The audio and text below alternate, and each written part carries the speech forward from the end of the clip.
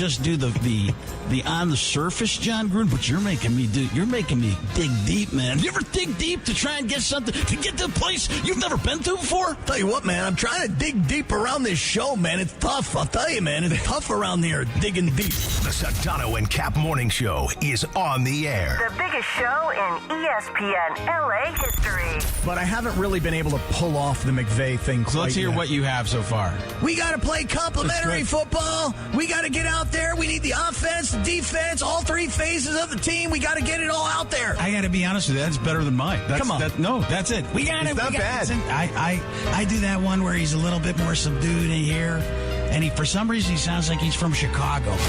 A little sabor. Yeah, I don't think people like being called hacks. You're the güero on the radio. Giant Mexican, horn section. And Did you have me on your show to berate me? Is that what you're doing now? give me a freaking break. I'm reacting to Art Bell. Yeah. Midnight in the desert. I'm Art Bell. Scott Kaplan, eat a fat one, bro. The Sedano and Kap Morning Show on 710 ESPN. The all-new ESPN LA app and on YouTube at ESPN Los Angeles. We're bigger than U.S. Steel. Wow, that's crazy. Well, you want to woo-woo? Bit boy. Right now. Monstrous. Beto, I don't want to eat that. We did it, Dad. We did it. You were riding high on the stinger last time. Oh, big time. So Right, that's right. Of course we were. So, Mongrels, stay tuned. I Radio Ronaldo'd that bleep. come on, take it.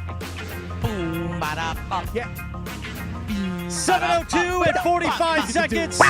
Good morning. Welcome in to the Sedano and Kap Morning Feels Show good, right? on a Tuesday. It Yes. does feel good. It does, actually. Momo, you know it feels good. I mean, I think of you now when I hear this song. There you go. That's Like, what. this has become your song. That's Not branding Pete right there. Townsend, not Roger Daltrey, not It's The Who. Cappy's song. Right, this is my song. That's it. Welcome to the Sedano and Kap Morning Show on a live imaging Tuesday, presented by Providence on this 24th of March, 2026. You hear that lovely voice, heavenly He's still voice. going. He's still going. It's Momo, Ramona Shelburne, sitting in for Sedano. Momo and Cappy in studio. It's going to be a fun day. Oh, yeah. You heard Frank Caliendo in the open. It was a jam-packed Caliendo open. That was from Super Week. Caliendo will join us at 8:30 this morning. Evan Cohen. Man, Evan Cohen is going to be in heaven talking to Momo. Oh, my God. Not you. Momo. Okay, got it. I think I've done a call-in with his show once or twice, okay? But I definitely remember one of these call-ins. This is going to be a pretty funny one. So I was in New York last year for the Eastern Conference Finals between the Knicks and the Pacers.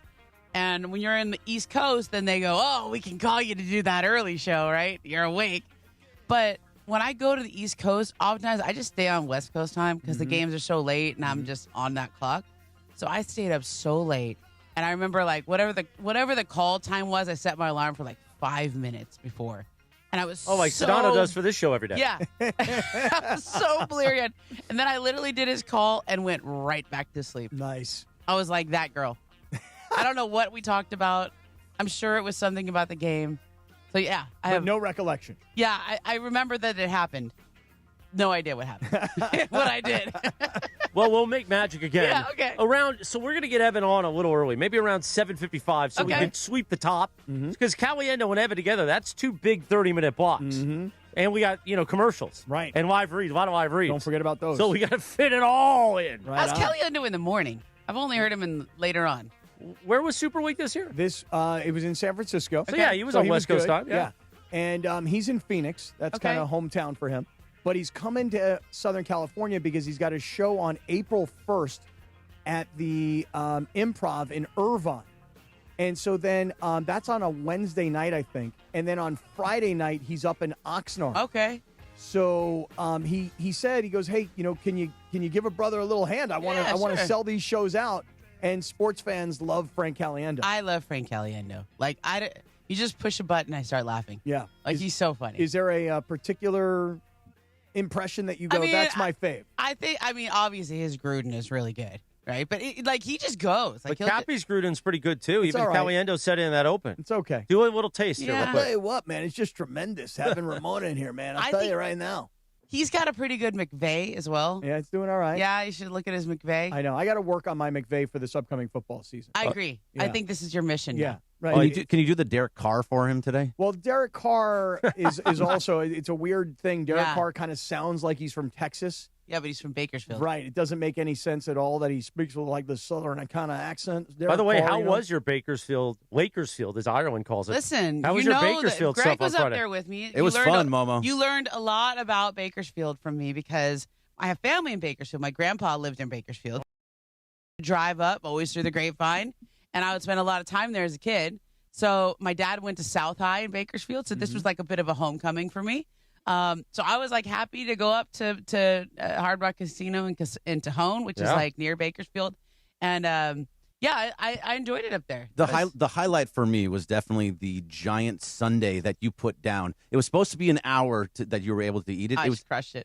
It was vanilla ice cream. There was a brownie. There was whipped cream. There was chocolate I'll sauce. scene set a little bit for you. Can I just say one thing? I heard Did you about drive this. home after that? Yeah. Okay. Really? How far was the drive? I would have How had long to did it take like a 5 hour Hour nap. 15. Oh, not bad. Oh, that's not bad at all. Yeah, it's easy. Did you have to stop on the way for some salt to balance out all that sugar? That was not what I thought you here's were what going to ask her why happened. she See needed the to laugh stop. Yeah, I know, I did too. I thought he was there gonna- I thought Scrape was coming. Oh, right no, away. no. This Right is out the Momo. gate. I know. He's but- a gentleman. Yeah. A gentleman he may be, but you have. If you had eaten that Sunday, the question would have been different. Right. But I will just say you have been open about your own Issues with gastrointestinal Well, issues. listen, as dairy is not good for most of us. Okay. For most of us. in the It's tribe. not. Yeah, for any of us. Like It creates 80% of people Yeah. are lactose intolerant. You know that? No, I and didn't even know if that. you're not, lactose intolerant, it does create like a lot of inflammation and gas. Yeah. So makes I you heard, a little. I heard about this yesterday when you guys Yeah. were talking on Mason and Ireland, and can I be honest? Can I be like really Yeah. truly honest? All right. Talk to me. I was a little disgusted. Really? Oh yeah. Because I was like, wait a second, you've been talking about, like almond milk and how I you know. make this almond milk, and you've been talking about, how you've I know. I've been eating dieted. super clean. Right, and then all of a Up sudden, until Friday. and then Yeah. and then I hear about like a 1,200 calorie like. Oh, I'm There's no pretty way. sure it was more than that. Yeah, Oh, it's yeah? got to be more than 1,200. Right? Yeah. All right, so tell us what happened.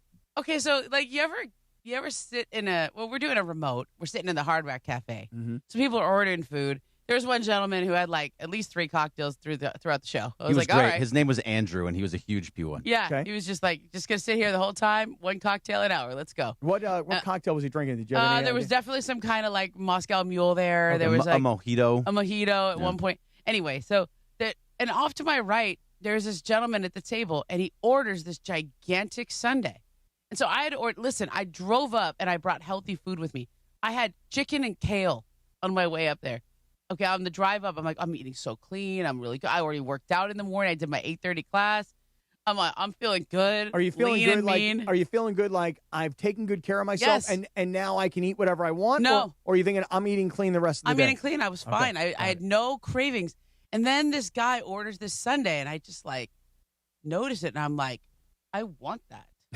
Like I just want that sundae. Like I couldn't. Did you take want my a couple eyes of off bites, it. or did you want the whole No, thing? I just wanted a couple of bites. Right. You know, Okay. like, but when you see, I felt like I was like my 7-year-old kid who sees somebody eating ice cream was like, I want ice cream.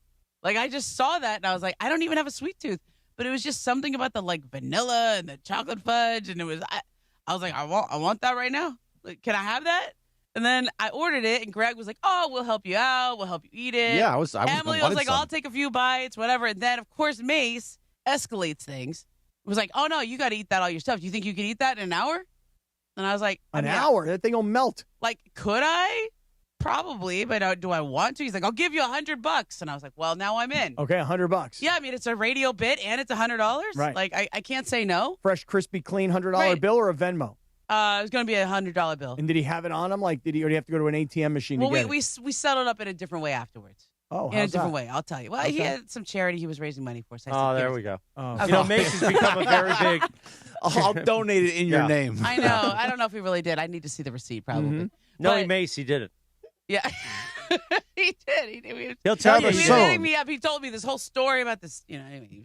So I had so I started eating it. Then I go, well, the key to finishing this is going to be eating the ice cream quickly before it melts, because that's when it's going to get gross. Okay, but what about the brownie? Because the brownie seems Yeah, to me that was to be an unexpected. obstacle. I did not know that there was a brownie in there. I thought By it the was way, all we'll hot get to fudge. Lakers in a moment. Just Yeah. for Oh, yeah. Yeah. Integrity. So then top I of was the like, hour. all right, let's just get the ice cream down first. Then we'll tackle the brownie. And then the whipped cream, I could throw into my coffee afterwards. Okay, all right. So that's what So happened. you were taking down this whole thing no Yeah, I matter just what. kept going. But you had a game plan as to how you were going to take it down. Yeah, I was like, got to get the ice cream before it melts because it's gross. But you didn't think like you wanted to mix brownie and ice cream simultaneously? I did a little bit.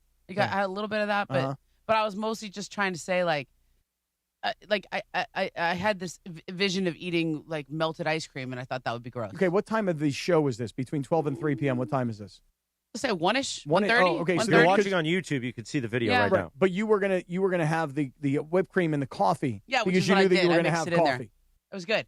And then so when I finished, I think I crushed that in about 30 minutes. Yeah, you crushed it in 30 minutes and then took a victory lap holding it in the air. Guys, I've heard about this. I heard about like you had the Stanley Cup and you were skating around the ice. That cup is amazing. I took the cup home.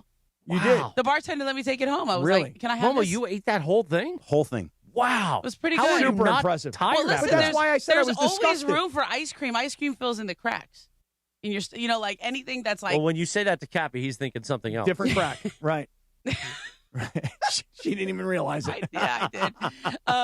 I just didn't need you to say it out loud. I think everybody realized it. Oh. Anyway, so ice cream like coats everything. Mm-hmm. So like the chicken and kale now is like coated in ice cream and brownie. The brownie was the hardest part because that was the most dense. Right. Yeah. But there was only 2 scoops of ice cream. Okay, so that's Wasn't that bad. doable. But walking That around cup with the looks Stanley Cup, legit. though. The cup was legit. That cup's legit. I mean, I would say like after the first 4 or 5 bites, I was good. Like if I was just ordering this without the bet, I would have been like, we're good here. Mm-hmm. Well, they know how to do it in Bakersfield. Yeah. They get down that way, huh? Yeah, and then at the end, my favorite part was like I was like, well, listen, if I'm taking a lap with this Sundae cup, I gotta do a spoon flip at the end. I mean, it's like a bat flip, right? We're watching this. I mean, what are we gonna do? I mean, you are really taking this thing to the next level. Yeah. I mean, first you ate 2,000 calories of ice cream, and now you're like on a jog through the casino. And I was like, should I run fast? And I was like, oh, the potential of tripping is high. Mm-hmm. It's like a carpeted floor with my sandals. Mm-hmm. That could be bad. Everyone's gonna see me. Like so I took like a trot. It was more of a, Mm-hmm. and I want to milk it a little bit. Victory trot. Yeah. Yeah. Right. Yeah. What kind of what did this do to you emotionally? Where like for me, I didn't feel so good about myself. right? Because I have guilt. And then Yeah, I'm like, I I'm did. like, hey, I'm not driving back to L.A. I'm running back to L.A. I'll walk to walk off I this. told you, I seriously thought about accepting the Instagram collaboration from the station because I said, look, it was fun for those of us in the room, but I don't know if this is exactly what I want to be telling the world about myself right now. So Sedano has that with a lot of the bits we do. Yeah. Like Cappy and I will add it as collaborators, but Sedano never will. Yeah, never. Sometimes Nothing. I do. And then I just said, you know what, Ramona, just lean in, whatever. Yeah, but, I did what I So did. you accepted it? I accepted it. Oh. It's on my See, the thing is, when you accept a collab, it's on your page forever. Forever. Forever. Like if it's a There's no story, you getting can it be like, off. that goes away in a Yeah. day. It's okay. This is like forever. I am now owning this. Like this is something that I am putting on the record as like people can find that in my bio. Now, Did any of your Yenta girlfriends, the ones that you work out with, did yeah, any they were of like, them? what are you doing? Right. Like, I mean, you go back Like, to what the the Yentas hell, to go back to Ramona? Pilates class or whatever, or Hot yoga. kettlebells that you're working with, and they're like, Ramona, we saw you eat a giant freaking Sundae. You're not supposed to do that. Yeah. Well, the thing is, okay, I can make this real. I work out and I'm getting in shape for me. I'm not doing it for anybody else. Well, I guess I'm doing it for my kids too. Like I want my kids to have a strong and healthy mom. And after I had my back surgery, I decided like I was never going to let myself get out of shape again. I was always going to be strong and healthy and fit. And I'm never going to be like what I weighed in college as a college athlete anymore. But I'm going to be strong and I'm going to be in shape. So I don't do that for the world to be like this, this. I almost spilled my coffee there. I don't do this for the world to say, like, look at me. Look how hot I am. Or anything. No, I do this for me. Mm-hmm. So if I eat the Sundae and it contradicts a lot of what I've been doing and undoes it, I just own that and move on. It's like Oprah when she gains and loses 50 pounds. She just does it and moves on. All right. Well, 7:15. We are 15 minutes through the Sedano and Cap Morning Show. You know what you could have done in those 15 minutes? Well, you could eat in the Sundae, like Momo, or you could have gone to see our friends at Valvoline Instant Oil Change, home of the 15-minute drive-through oil change. Cappy, go in there and get that lube job. Oh, I will. By the way, keep going. Can I finish the read? Yeah, You're going to please. cut me off Finish like the Sedano read. does? Nah, not like Sedano does. Go Visit SoCalOilChange.com for a location near you. Momo, they're saying in the live YouTube chat right now Yeah. that you tore that Sundae. I really did. Yeah. But, I also was very aware that I was being recorded, so I was trying hard not to eat gross. Like, I was like, okay, let's like really make sure that you're not like, I'm getting all gnarly with it. Like, more on Momo's Sunday in minutes as we continue on a Tuesday morning. But you know who couldn't complete the Sunday last night? Yeah. I was listening to the broadcast on the way home in the train. Mm-hmm. Johnny I sounded amazing as usual with Michael Thompson. He's been on fire. And I wept in the store as I was grabbing my ground turkey for another 120-gram meal. Nice. Okay, of protein. That's what I'm doing, Momo, counting the protein. A tear rolled down my cheek when the Lakers just couldn't pull it off. Luka didn't seem to have those shots last night in his cannon. The cannon wasn't firing, and the Lakers finally snapped the winning streak, Happy. Well, listen, in particular, the very last possession, Momo, where really I didn't even know that Luka was going to be able to get off a shot, and I don't even know that I would really call it much of a shot because Jalen Duren, who was defending against Luka in that moment, played a spectacular sequence of defense. And granted, he's a big, tall guy. I mean, he's like 7 foot tall guy, but he played an athletic style of defense against Luka in that moment where Luka, you kept thinking he's going to find a way to step back and create some space for himself, which is what he always does. Right. Or maybe he's actually going to drive and get to the basket and, have one of those floaters, in the lane. Yeah. But it was tremendous. I tell you what, man, that's some tremendous defense, man. Yeah. It really was tremendous defense by Jalen Duren to not really let Luka get off a legitimate shot to win the game. I felt like the whole game was about not having Marcus Smart. And Rui, too, but it was really Marcus Smart because Detroit plays a physical style of basketball with some attitude. They have a little more attitude now without Cade Cunningham. Cade was like their stabilizing guy. He's the engine of that team. When they don't have him, everybody else is like, okay, it's time to show up. So Marcus Smart's usually the guy who sets the tone with the swagger. He's the guy that, like, when you push LeBron or you push Luka, he's going to push you back. He gets into he's going to push first even. And I don't think they had anybody who was meeting that physicality. So when you see Jalen's defense on Luka, like, first of all, Jalen Duren's a heck of a player. And I think that's why he was an all-star this year. He's going to get a giant deal this year as a free agent. But this is his time to carry the team. Like, his co-star's out. This is his time. And how does he carry the team? He's not as good offensively, but this is how he can set the tone. And the Lakers didn't have their tone setter defensively. Yeah, but I think also, listen, it's been 9 games. Yeah. They'd won 9 straight games. And I would say the entire Laker nation, from J.J. Redick to LeBron James to every fan listening and watching, has been living in this euphoria over the last 9 games. That most people didn't really think that the Lakers were ever going to put together a winning streak quite like this. Yeah. And by the way, during this winning streak, this is the thing I've been talking about with Sedano a lot, is we're watching a team become a team.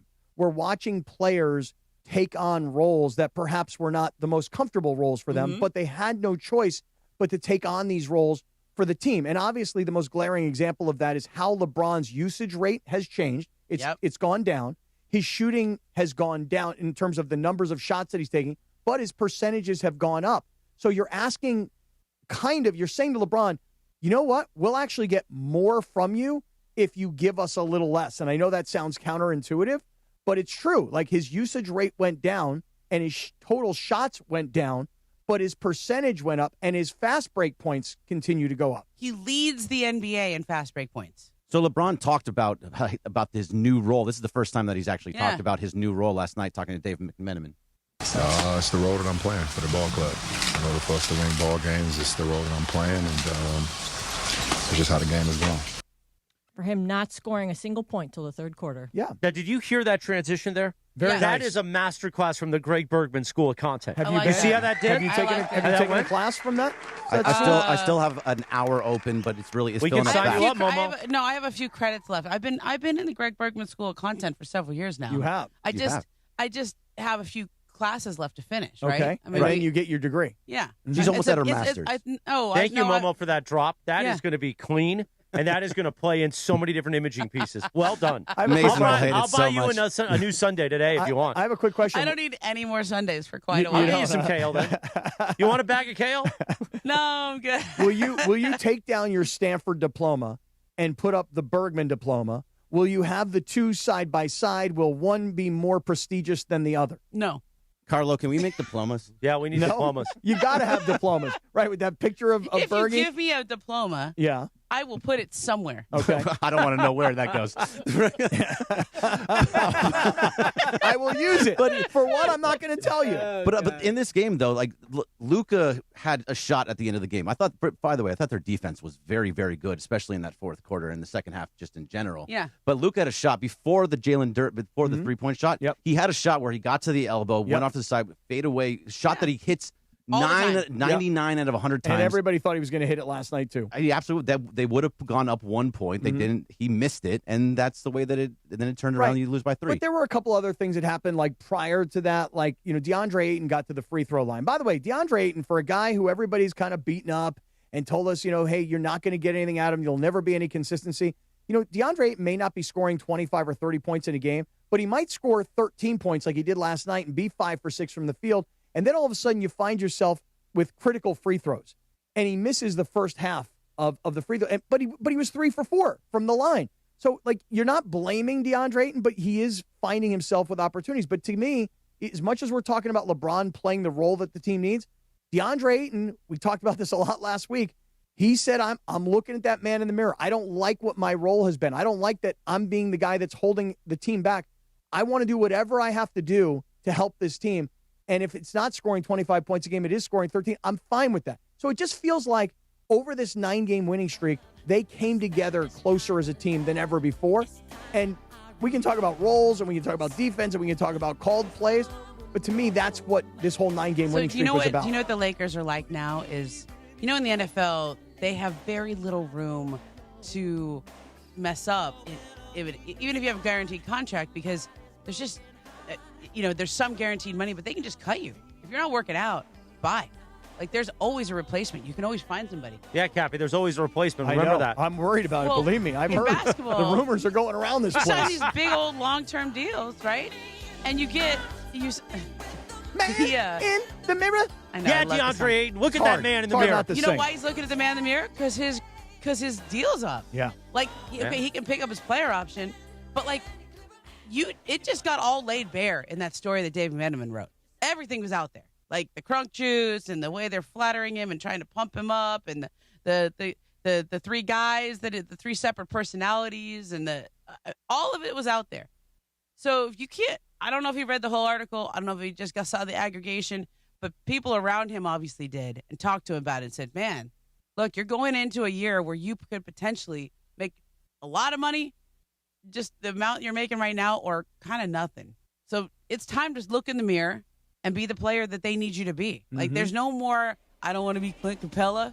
You have, there was like whatever J.J. Redick could have said to him, nothing could have been more unvarnished truth than what Dave wrote. Yeah. Yeah, DeAndre Ayton. Look at that man in the mirror. Don't eat a Sundae in Bakersfield. I mean, I just didn't weigh myself the next morning. It's okay. Oh, yeah, don't do it. You need a couple days for that to flush. Have you weighed yourself since? Have you, like... Yeah, I'm okay. All right, so did you drink a lot of water to flush that thing out? And then I worked out Saturday, Sunday. All right, good for you. I went to hot yoga Take Sunday. some Metamucil. Sometimes I do Metamucil to get it out. Well, listen, when you have I don't need to do that. when you have a bad moment, I wouldn't even say it's a bad moment. Look, it's a radio bit. I'm not going to say no. Sometimes when Bergie sees me eating something bad, he's like, go in the other room and vomit. Yeah, go. Really? He goes, like, I'll put my fingers down your throat. Really? That's how the Greg Bergman School of Content runs. Wow. Oh, wow. I need you in your best shape when you're on the air. Damn. And if I have to if I have to stick my finger down your throat to have you puke it up, I'll do it. He'll do it. Hey, listen, he tickled my feet about 2 weeks ago. Oh. I did. Oh, yeah. I did, yeah. My bare feet. What, was he falling asleep? He was just trying to get the best out of me. Exactly. And he said, listen, take your shoes and your socks off. Try that with Ireland someday. When he's falling asleep over. I'm complimenting the guy for several weeks about how amazing he sounds on Lakers games. He does sound good. And then By you the throw way, that they were playing bomb. his call on the Luke Kennard thing everywhere. Oh, my God. Yeah, how about John's them call apples? was everywhere. The more that the Lakers have won and the more spectacular fashion with which they've won, the more John's calls have gone all around the it's country and amazing. gone viral. I mean, that combined And- with new ownership, that's usually a good combination. Yes, Yeah. and just I'm telling you, See? there's been more accolades sent John's way over the last couple of weeks. All right, we'll come back to the Lakers and the Pistons. How about that? Actually, I was going to say we got this great we got a lot of Chris Canty sound in Rams and Puka, so I think we could do both. Yeah. 7:25 on a Tuesday. Cappy, let's talk about our downtown LA home away from home. You're going to be there tonight using the middle towel. at the East Central Hotel. Well, I am also going to put in a request to Robert Montez, who is the general manager there and leads a spectacular team himself. He is the J.J. Redick of the East Central Hotel, right? And he's told every person who works there what their role is and how they can make the experience for the user, in this case us, the best it can be. So, Robert, thank you. But here's what I've learned. Room 315 is my room. I'm going in today, and I'm going to ask, hey, is 315 available? That's my favorite room. So if by chance you're coming down to go to the Microsoft Theater, or you're going to the Convention Center, you're going to a game at Crypto.com, you're going to LA Live for a great restaurant, I'm telling you right now, you stay at the East Central, that's where we stay, and you ask for room 315, and hopefully you can get it. Hopefully I'll get it today. But they got that brand new gym. It's got dumbbells, and it's got, treadmills and everything you would need in a hotel workout. The Nixo Lounge, great place for breakfast, a nice cocktail at night, watching a game, and then the biggest hotel rooms in all of downtown LA. You like them, huh? They're giant. Giant hotel rooms. Right? You can spread out. I was like, man, I could have like 4 people over. Like I'm going to be there for 3 nights. Yeah. And the whole closet will be loaded up. I'll be putting in my stuff in the drawers. Like I'm taking advantage of the size. You could do like a whole workout in that room. 100%. Cappy does. Do a HIIT workout? Sometimes I will set up my phone and I will go to the Peloton app or the F45 app, and I'll just do my workout right there in the room because there's lots of space. Yeah. In the East Central Hotel. That's where we stay. That's where you should stay. The East Central Hotel in downtown LA is entertainment's official address. Thank you, Cappy. When we return in 3 minutes, we'll do more Lakers. Plus, Chris Canty from Unsportsmanlike says, should the Rams pay Puka? ... That's ahead in 3 minutes. The Sedano and Kap Morning Show on ESPN LA. The Sedano and Kap Morning Show. We'd like to thank our founding partner, Providence. Providence, caring with compassion in Southern California. This is the Sedano and Kap Morning Show. Change is in the air at LAX. Los Angeles International Airport's automated people mover trains are rolling soon as part of LAX's ongoing investments in improving your travel journey. The new trains will quickly move guests between all terminals. The new consolidated rental car center, metro trains and buses, and economy parking in 10 minutes or less. Departing every 2 minutes, they'll help approximately 30 million passengers per year. Learn more at lawa.org/ESPN. That's lawa.org/ESPN. Hey, it's Bethel Duran. Everyone loves the new 2026 Toyota Electric BZ XLE that has a range of over 300 miles. You can drive one away on a 36-month lease with any old free and clear trade down for only $239 a month. That's a $36,000 car that needs no gas. No cash required. Just drive any old car, truck, or van you own outright in the Wonders Toyota or Northridge Toyota and drive out with a $239 lease payment. 2026 Toyota BZ XLE FWD. Offer good on any BZ model in stock with an MSRP under $36,650. Over 10 to choose from. Lease excludes tax, title, license, and dealer fees. Buenos dias. Hey, Ty Pennington here, back teaming up with Pechanga Resort Casino to give away another brand new house. Imagine yourself in an amazing, fully furnished, multi-million-dollar home in beautiful Orange County. All you need to do is play your favorite slots or table games at Pechanga Resort Casino. It's that easy. Visit Pechanga every Saturday to activate your entries for a chance to win a lucky key to the May 30th grand finale. I'll see you there. At Uline, they know firsthand the road to success is an uphill climb. Uline started in the family basement, and through hard work is now North America's most trusted shipping and industrial supplier. They get what it means to have the support of reliable, hardworking partners. So they keep 41,000 items ready to ship. Whether your company is still in a basement office or expanding cross-country, Uline will be there on your road to success. Visit uline.com. Out on the course, they're the PGA Tour's best players. But in the arena, they're prime time. And Season 2 of TGL presented by SoFi is back with lights, cameras, action. We're talking big moments, big personalities, big names in the stands, all on the big screen. Big-time matchups with shot clocks, hammer drops, timeouts, overtime, and playoffs. It's city versus city, squad versus squad. The sport just hits different under the lights. It's TGL presented by SoFi. Keep up. It's golf. Tune into every match. Only on ESPN. Harry Douglas here to tell you about Confetti Craze 5-Hour Energy. It tastes just like the best birthday cake ever. Vanilla, buttery, frosting vibes. It's basically a party in a bottle. Confetti Craze makes it easy to turn any day into a party with its delicious birthday cake flavor and big birthday energy. And here's the best part. All cake, no sugar. I bring these tiny bottles everywhere to cakeify my day with tasty caffeine boosts. The Funfetti flavor is back on 5hourenergy.com or on Amazon. Crack open a Confetti Craze 5-Hour Energy shot today. The Sedano and Kap Morning Show is on. You did the thing that you said you wouldn't do now. Now you've learned, which is nice. But you did the thing. The thing. You did What the thing. What thing did I do? The thing? You did the thing. The thing that you said you didn't want to do now. George Sedano, Scott Kaplan. The thing that I did? That's smart sports talking. Yeah. But now here's the new thing. More Sedano and Kap right now. 7:31, good morning. The Sedano and Kap Morning Show on a live imaging Tuesday, presented by Providence Cafe. Come, my lady, come, my lady. Yeah. You remember on this day in 2001, the number one hit, Crazy Town, Butterfly. Wait a second. I know the song well, but is Crazy Town or Butterfly the name of the band? Which is the band? Which Crazy is the song? Town's the band, Butterfly's the song. Okay, I didn't know that. I wouldn't have known that. I just know the song. Oh, this was big. Yeah, this is definitely big song. Yeah. Oh, I remember could the definitely video? see Berkey dancing to for this. sure, absolutely. That was You know singing those this in the moves car. that you did after the softball game? Yeah. Absolutely. Was it the running man you were doing? No, it was more of a sea walk that I shouldn't be doing. Or how about like a was it like a Sea-walk, huh? was it Crip like walk, a yeah. was it like a Roger Rabbit? That's what it's called. What? Was it? Well, it's not quite called that. You didn't say the full word. Yeah, Is it I like said the the full word. Roger Rabbit? What are we doing right now? Well, we're analyzing Bergie's dance moves. I'll never get that out of my head. Right. It was amazing. good. It made me think of you differently. Good. Yeah. I was like, okay, That's when we decided to found the Greg Bergman School of Content. In that moment. What's the tuition of that? By the way, the Jabberwockies, you know the Jabberwockies? Yes, I do. Yeah, they saw that video and they gave me a 10 out of 10.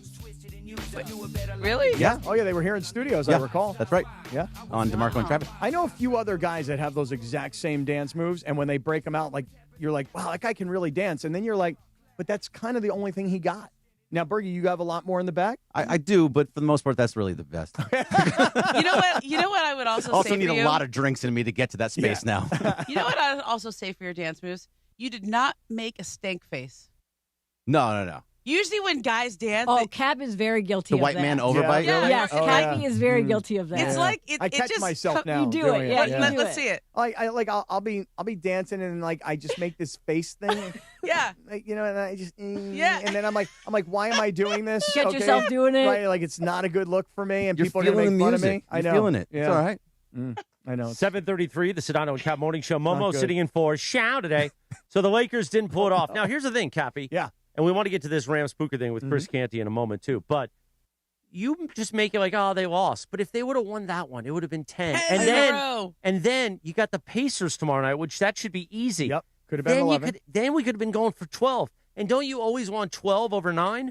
You do. But listen, here's the thing. You mentioned this earlier, Ramona, that you don't have Marcus Smart and you don't have Rui Hachimura. And so this was kind of the first moment in this winning streak where you come to the realization of, oh, yeah, over the course of these 9 games, even though there were some strange moments, that the Denver game where LeBron dives on the ball, where Austin Reeves hits the rim and then, gets his rebound and puts it in, and then Luka hits that game-winning shot. There was Luke Kennard most recently in Orlando, wide open 3. And Luke Kennard had an opportunity last night with a wide open 3, and everybody, I'm sure, was saying the same thing. He's going to drain it. He didn't. Austin Reeves last night drives to the basket, gets the shot, takes the lead, and then comes back on defense and has the same guy do it.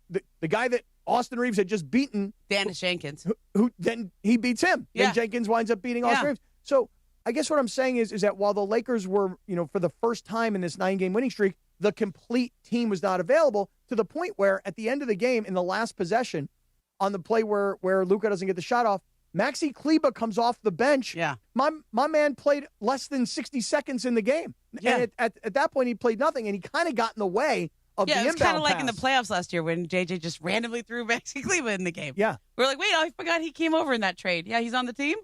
Oh, okay. I mean, that's kind of how the last night was without their 2 really critical role players. Those 2 guys who have been really important for Rui with his 3-point shooting and then some of his perimeter defense. I think Rui's like 48% on threes. But I also think that sometimes when you get a long win streak, sometimes these games where you're going into a place like Detroit where they don't have Cade, and then all those guys are it's like you're coming into my house. I'm going to show that we can win without. They've actually been pretty good without Cade Cunningham. They've done better than people thought they would. I thought they were going to be in danger of losing the 1 seed when Cade went down with this collapsed lung. But Boston hasn't taken advantage, and these guys have really stood up to it. And I think the Lakers just didn't bring the level of fight that you needed to take a game on Detroit's home court. But listen, I'm going to cut them a break for this reason. Too. You've won 9 straight games. You've been on the road. You were exhausted when you went down to Miami after the Houston game and played on the second night of a back-to-back where everybody played, including LeBron. I'm 41 years old. I don't want to hear it. He's 27 years old. I refuse to believe that LeBron is 41. We know. But I know, but I have to explain because Ramona's like, give me a look. Like, what do you mean he's 27? It's his bit. Yeah, well, I'm not a great bit. I listen to your show. Little played out. I listen to your show, but I mostly in the 8 o'clock hour. Okay. Oh, okay. So is this like an 8 o'clock hour talk? Yeah, it's more of an 8 o'clock thing. Okay. Yeah, it's less of a 7 o'clock thing, right? Okay. But nonetheless, here's the thing. You know, if you're the Detroit Pistons last night, you are protecting the number 1 overall seed right now in the East, number 1. Number 2, you don't have Cade Cunningham, who is your best player. Yeah. And so while we're sitting here talking about how the Lakers didn't have 2 role players, don't forget Detroit didn't have their number 1 guy. Yeah. And the kid who wound up having the big night last night, Jenkins, this guy's story is crazy. I'm sure you know it probably better than I do. But, I mean, this guy bounced around from college. He started, I think, at Pacific, okay? And then he went from Pacific to some little tiny nowhere school in Texas somewhere. And then he transferred to, I think, Iona, where he must have played for Rick Pitino. I'm kind of putting 2 and 2 together. And then transferred to St. John's. So he was with, I think, Pitino in both stops. You tell me, do I have all this right? I don't know any of this. You don't know any of this story? This is great. And the best part is every single bit of it you're not quite sure of, but you think it's right. You would think, now one would think when you're on in Los Angeles doing a morning show, you might look it up ahead of time. Well, no, I did look it up. It's really early. It's okay. I'll give him a break. Is it really early? People have been on the freeways for 2 hours. For me, it is. Listen, I've been up since 3:45 this morning, so it's not that early to me. It might as well be noon. But this guy started at Pacific. There it is. Now you got the Google. Odessa Wranglers. Whoa. The Odessa must be some junior college. Iona. Okay. Again, and this Pitino moved from Iona to St. John's. So now you're saying it was conviction. And St. John's. So this guy bounced all around. And by the way, wasn't drafted into the NBA. Yeah. And is only a first-year player. So for him to put up 30 points last night and put on a show in front of the hometown crowd against the Lakers and hit the game-winning shot, That's big. This is a big deal for this kid. Yeah. Really big deal. And sometimes you just run into a team like that. I think it's okay. I wouldn't say it's a good loss. I just think the Lakers didn't hit any 3-pointers. What were they? 27% from 3. Mm-hmm. You're not going to win that many games if you do that. They didn't have Marcus Smart and his toughness and his physical edge. They didn't have Rui and his 3-point shooting. LeBron had kind of a weird game. Yep, didn't score in the first half. Almost had a triple-double, though. Was not efficient. I didn't like that sound you played, Greg. I like that you played it. I didn't like what he said or how he said it. What was it him kind of saying that he's now a role player? Yeah, listen. He's playing a role. That doesn't mean he's a role player, but he says, I'm playing a role. There's a way to say it where you sound excited about the role. This is just more of an coming acknowledgement. Coming off a loss, does that matter? Let's play the sound one more time. Let's hear it. It's the role that I'm playing for the ball club. In order for us to win ball games, it's the role that I'm playing, and it's just how the game is going. I mean, he sounds fine. No. I agree with Momo. He doesn't sound thrilled about it. That's the role I'm playing. Well, you just got to understand. What I got to do for the ball club. Whatever he says, Lindsay, of course, thinks that it's perfection. That's right. So just when people clear that when up. when the NBA muckety mucks that Sedano hangs out with go, hey man, we checked out your radio show last week. What's up with that Cappy guy and that other guy talking about scrapes? He's like, listen, man, it's the role I'm playing. Yeah, that's a good way. Yeah, that's what I'm saying. I agree with you. The tonality doesn't sound like I love the role, but I'm willing to play the role. And even if he doesn't love it, I'll give him his credit because he's played it very well recently. And again, I made the point that after Kennard hit that game-winning shot in Orlando, to see LeBron so happy and so excited, and he's the first guy to jump on Kennard, and he's screaming and yelling. Yeah. It's not like, okay, we won, but I didn't hit the game-winning shot, so screw everybody else. He's embracing this team, I think. But I listen to that same soundbite, and I go, he doesn't sound jacked about the role that he's playing. I mean, listen, let me take you behind the scenes.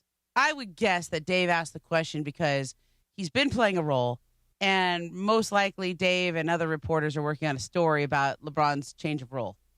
And so the only time you get to ask LeBron about it is after the game, and it happens to be after a loss.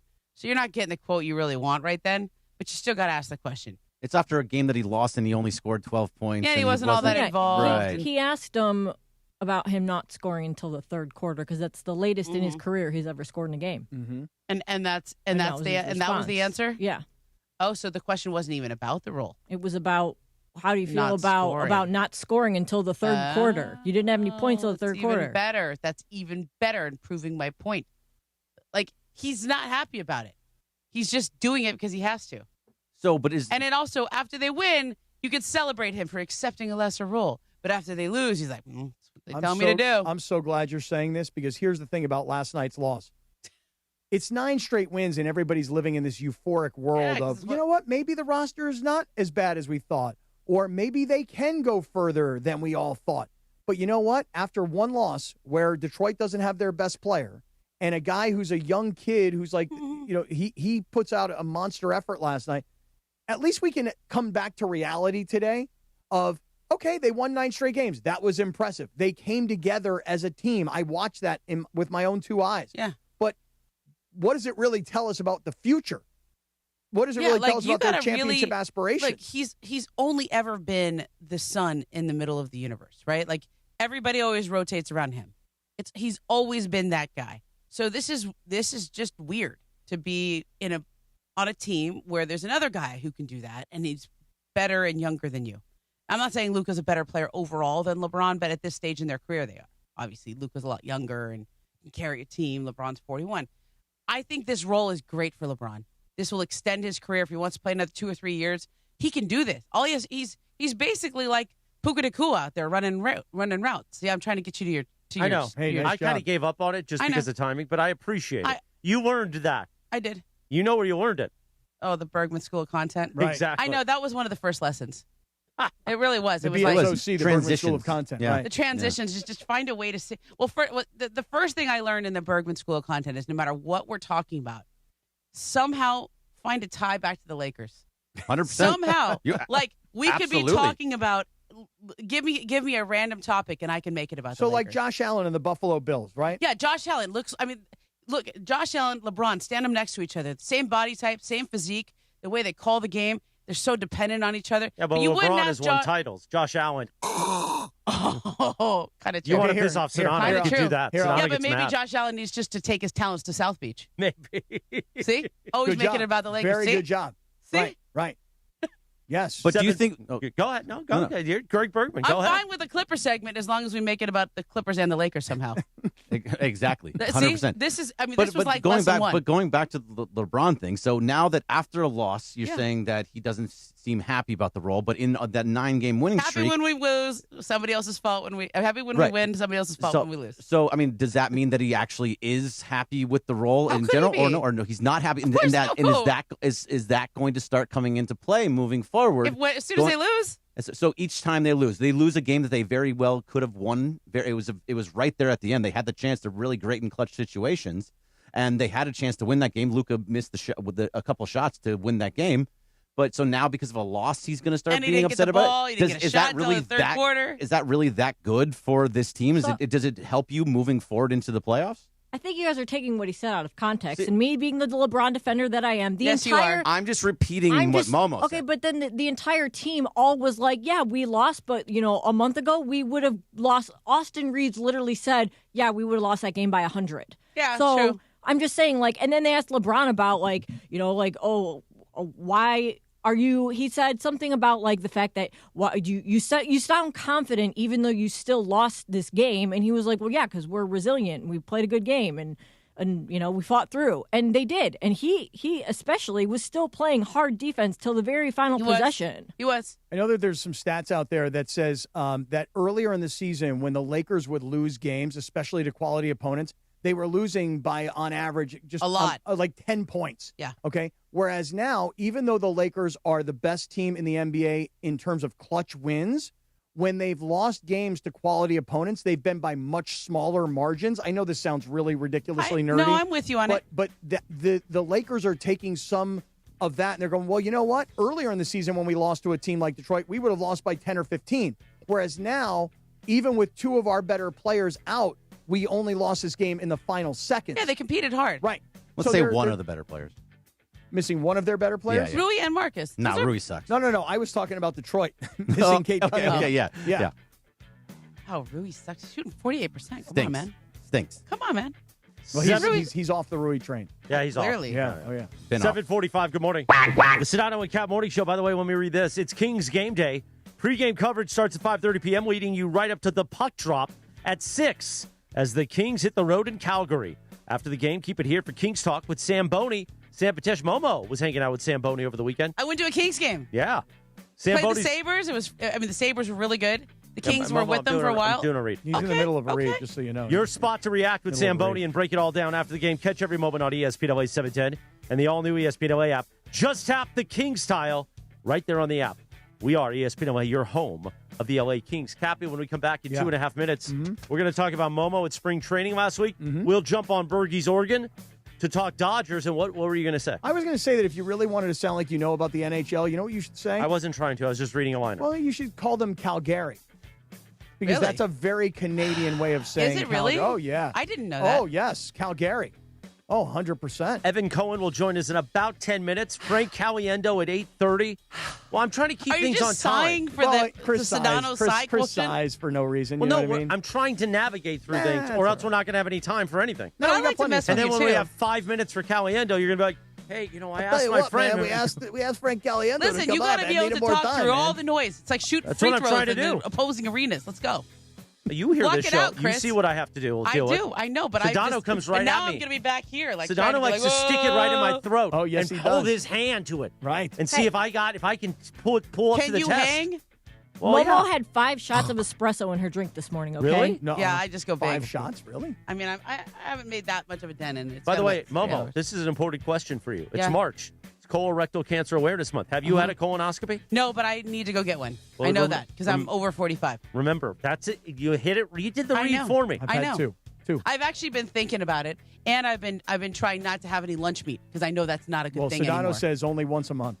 Only once a month. Yeah, I used to only- live on lunch meat, Yeah, so now I'm only like, once a okay, I month. gotta, yeah. But Sedano, remember, once a month. your health is the real MVP. This March during Colorectal Cancer Awareness Month, Providence, our friends at Providence, they want to remind you to stay in the game by prioritizing colorectal cancer screenings. Momo just said age 45. Start getting checked out. Don't wait, because if we catch it early, 90% we can turn it around, early detection rate. If not, well, then it's not so good. Go to providence.org/SCA colonoscopy. Providence.org/SCA colonoscopy. Providence brings together the best minds in cancer care, keeping you in the game with life-saving innovation and compassionate support right here in Southern California. Providence, caring with compassion in Southern California. 7:48. We get ready for the Bergie baseball segment and Momo at spring training. That's in 2.5 minutes from right now on ESPN LA. This is the Sedano and Kap Morning Show. My boss told me to have a good day, so I left work at 2 p.m. for happy hour. Now your top reasons to visit Morongo. Get tickets now for alt-rock legend Everclear, performing exclusively at Morongo, April 4th. Number 2. March Hoops Mania at Morongo. Watch college hoops everywhere you eat, stay, and play. And the number 1 reason. We're giving away a Cadillac Escalade IQL the 29th. Earn entries now playing your favorite games. Morongo, good times. No! It's just a golf lesson, champ. Loosen up. I can't. See that Hyundai Santa Fe? Yeah. I only paid. Finish up on your own. I gotta run. Deal's so right, it almost feels wrong. The Hyundai Getaway Sales Event. Get 0% APR for 60 months, plus 0 payments for 90 days on select Hyundai vehicles. See your SoCal Hyundai dealer. Offers end March 31st. Call 714-568-7676 for details. Bruh. Hey guys, it's Cappy here, and let me tell you something you should do. You should book your annual eye exam at VisionWorks. It's not just about your sharper vision, it's about catching potential health issues early, like glaucoma, diabetes, or hypertension. Look, I did it, you should do it. I know you're busy, they'll work with you on evenings or weekends. I went to the Santa Ana store, had an amazing experience. That peace of mind, it's totally worth it. If you haven't had your eyes checked yet this year, now is the time, and VisionWorks makes it simple. Smalls here. Did you know there are many ways to do your taxes with H&R Block? You can go to a local office and get expert help in person, or you can choose virtual tax prep and get expert help without leaving home. Or you can even do them yourself online with live human help standing by. Whatever you choose, you can file with confidence, having H&R Block's 70-plus years of tax expertise in your corner. Switch today and file your way at hrblock.com. Progressive knows there's no one more important to your team than your pet. They're like your top draft pick. And it looks like Chuck has selected Pepper the Corgi. Bold pick there, Deborah. Yeah, Rich, Pepper has a high ceiling for sure, but he does have a tendency to bark at every tree. Yeah, he brings a lot to the table, but also takes a lot off of it, especially when it's been left near the edge. Nothing left to do now but suit him up for the dog park. Protect your top draft pick from injury and illness with Progressive Pet Insurance. Get a quote at Progressive.com. Progressive Casualty Insurance Company affiliates to third-party insurers. Not available in all states or situations. Covered subject to policy terms. Hey, this is Rich Eisen. You're starting your day with the Sedano and Kap Morning Show on ESPN LA. Don't forget my show. The Rich Eisen Show is coming up this morning at 9 on 710 ESPN and the all-new ESPN LA app. Now, back to the Sedano and Kap Morning Show. 7:51, good morning. Sedano and Kap Morning Show on a live imaging Tuesday presented by Providence. Cappy, this is the number one song on Spotify right now. Olivia Rodrigo, Obsessed. Really? Yeah, that's why I said it. Hey, Olivia Rodrigo. My daughters love her. Me, I don't know her work that much. Girls all love her, though. What about you, Momo? You a big Olivia Rodrigo fan? I know who that is. All right. It's also National Cheesesteak Day. Ooh, Okay. really? Yeah. Now, I love a good cheesesteak. Now that I would eat, and I'd have a lot of guilt, like you with the Sundae. Yeah. But I'd pound a cheesesteak. Pound that thing. Yeah. Yeah, I have done that when I go to Philly. Yeah. But anybody got a really good cheesesteak place locally? Because I'm otherwise, There's like Phillies or something. Philly's Best in Burbank. Yeah. Philly's Best in Burbank? Yeah. Yeah. They bring they used to bring the rolls in. Oh, from Philly. like I don't know if they still Amoroso do. rolls Yeah, or whatever they're called? Yeah. All right, Evan Cohen from Unsportsmanlike will join us in about 8 minutes. At 8:30 this morning, friend of the show, Frank Caliendo. And we'll have tickets to give away to his Oxnard and Irvine shows coming up later on in April. Meanwhile, you know what it's time to do? You going to break it out? There you go. It's time to hop on Bergie's Organ. The organ. For our Dodgers segment, time for Gregory Arthur Bergman, the man behind the Blue Review you hear at 6:30 a.m. on our YouTube channel. You hear it and you see it at ESPN Los Angeles. Greggy, what do you got? That's at 6:30 in the morning every morning. I said Greggy. You made a face. Yeah, Greggy. Yeah, I mean, fine. usually Bergie. Bergie. You know, Greggy. That was last week he made a big deal that I hugged him in the suite, and I don't usually hug him. No, it was Today, nice. It was nice. He kind of tapped me on the shoulder in a loving way, and then earlier I grabbed your forearm in a very weird way. It was super weird. And even afterwards, I apologized. I was like, "Well, that was a little weird." Did you kind of miss? After like, were you how going for a close you handshake guys and get then with miss? your mouth, you thinking that was a little weird? Right, I know. Right. With the number of cupcakes that we've shared. You know what I mean? Or hand rolls. The touching of the arm. Right. Oh, no. But yet, in a weird way, he kind of touched me very affectionately in the arm. Little This Donald morning. Sterling is. It was, it was a little weird. Very Donald Sterling. Well, anyway, What if I last told you Dodgers. that Morales touched Cap. Anyway, so Roki Sasaki last night was bad. No bueno. He was really, really bad. So Did I hear that he actually got booed, though, in spring training? Yeah. I didn't see the Oh, booing. yes. It was reported on this morning. Yeah, he so was booed. I didn't see it. Booed someone in At spring training, right? Well, Damn. the guy hit two people. Actually, he hit I think it was Zach Neto twice, and he walked 6 guys. He gave up 0 hits, so that's good. But he also gave him 5 runs off of those 6 walks. So he did nothing. He could not find the plate. They had to take him out of the game in the first inning to let somebody else finish it out, so he could come back in the second inning. And by the way, that's not the first time this spring that's happened. It's the 3rd time this spring that he's had to leave the game because he was a mess and then come back in later. So Who's that pitching doctor that they sent him to last year? They got a pitching doctor. Yeah, they went down in AAA, but they want him to stay up with the big club. But what the real question is, can he actually be one of in the starting rotation? Not like that. Not like that, exactly. And it's been like this basically the whole spring. He brought in 2 different pitches, so he used all 4 pitches. He has the fastball and the splitter, but he also threw a cutter and a sinker, and he just cannot find the plate. All of them suck. Or? All of them. So he's taking he's throwing the fastball high, which is they're just laying off it. But if he hits the top of the zone, they're just going to smack it. He needs to hit the fastball low. That was for you, Chris. Smack that thing. Because then it offsets it for the splitter. You throw the splitter, it drops out low. Sorry, that was. But he can't find the plate. He's just an absolute mess, and I don't like know this at all. Yeah, it kind of takes. This scares me because as somebody who has had a case of the yips, okay, that's scary. When did you have a case of the yips? College. What happened? Somebody changed the way I threw. Man. I had like when I threw the ball, I had put a little. I think I kind of put a little spin on it, and so the bounce would not go perfect, right? And you need to have 6-12 rotation. And my mind was more like, let's say like 3 to 9. Mm-hmm. Okay. And when you have like 3 to 9, they were like, oh, if you do that all the time, your elbow's going to get messed up, and then the balance is not going to be perfect. So then they changed the way I threw. And then I was thinking about how I threw, and I never used to think about how I throw. And then you start aiming the ball. Yep. It's all over from there. Oh, yeah. More on Momo's yips and her time at spring training. We'll probably get to that in the YouTube hour after 9 o'clock. But, Cappy, I hold up his beautiful face. Let's talk about our friend Jacob Imrani. I love Jacob Imrani, and I love that beautiful face. Hey, look, here's a quick heads up. If you're out running errands today, right, and you're going to the grocery store or you're going to the mall or, something happens, you're going to a friend's place and you're walking up the apartment stairs, it really doesn't take that much, right? But one slick spot, one busted step, next thing you know, you're on the ground. You're like, what just happened here?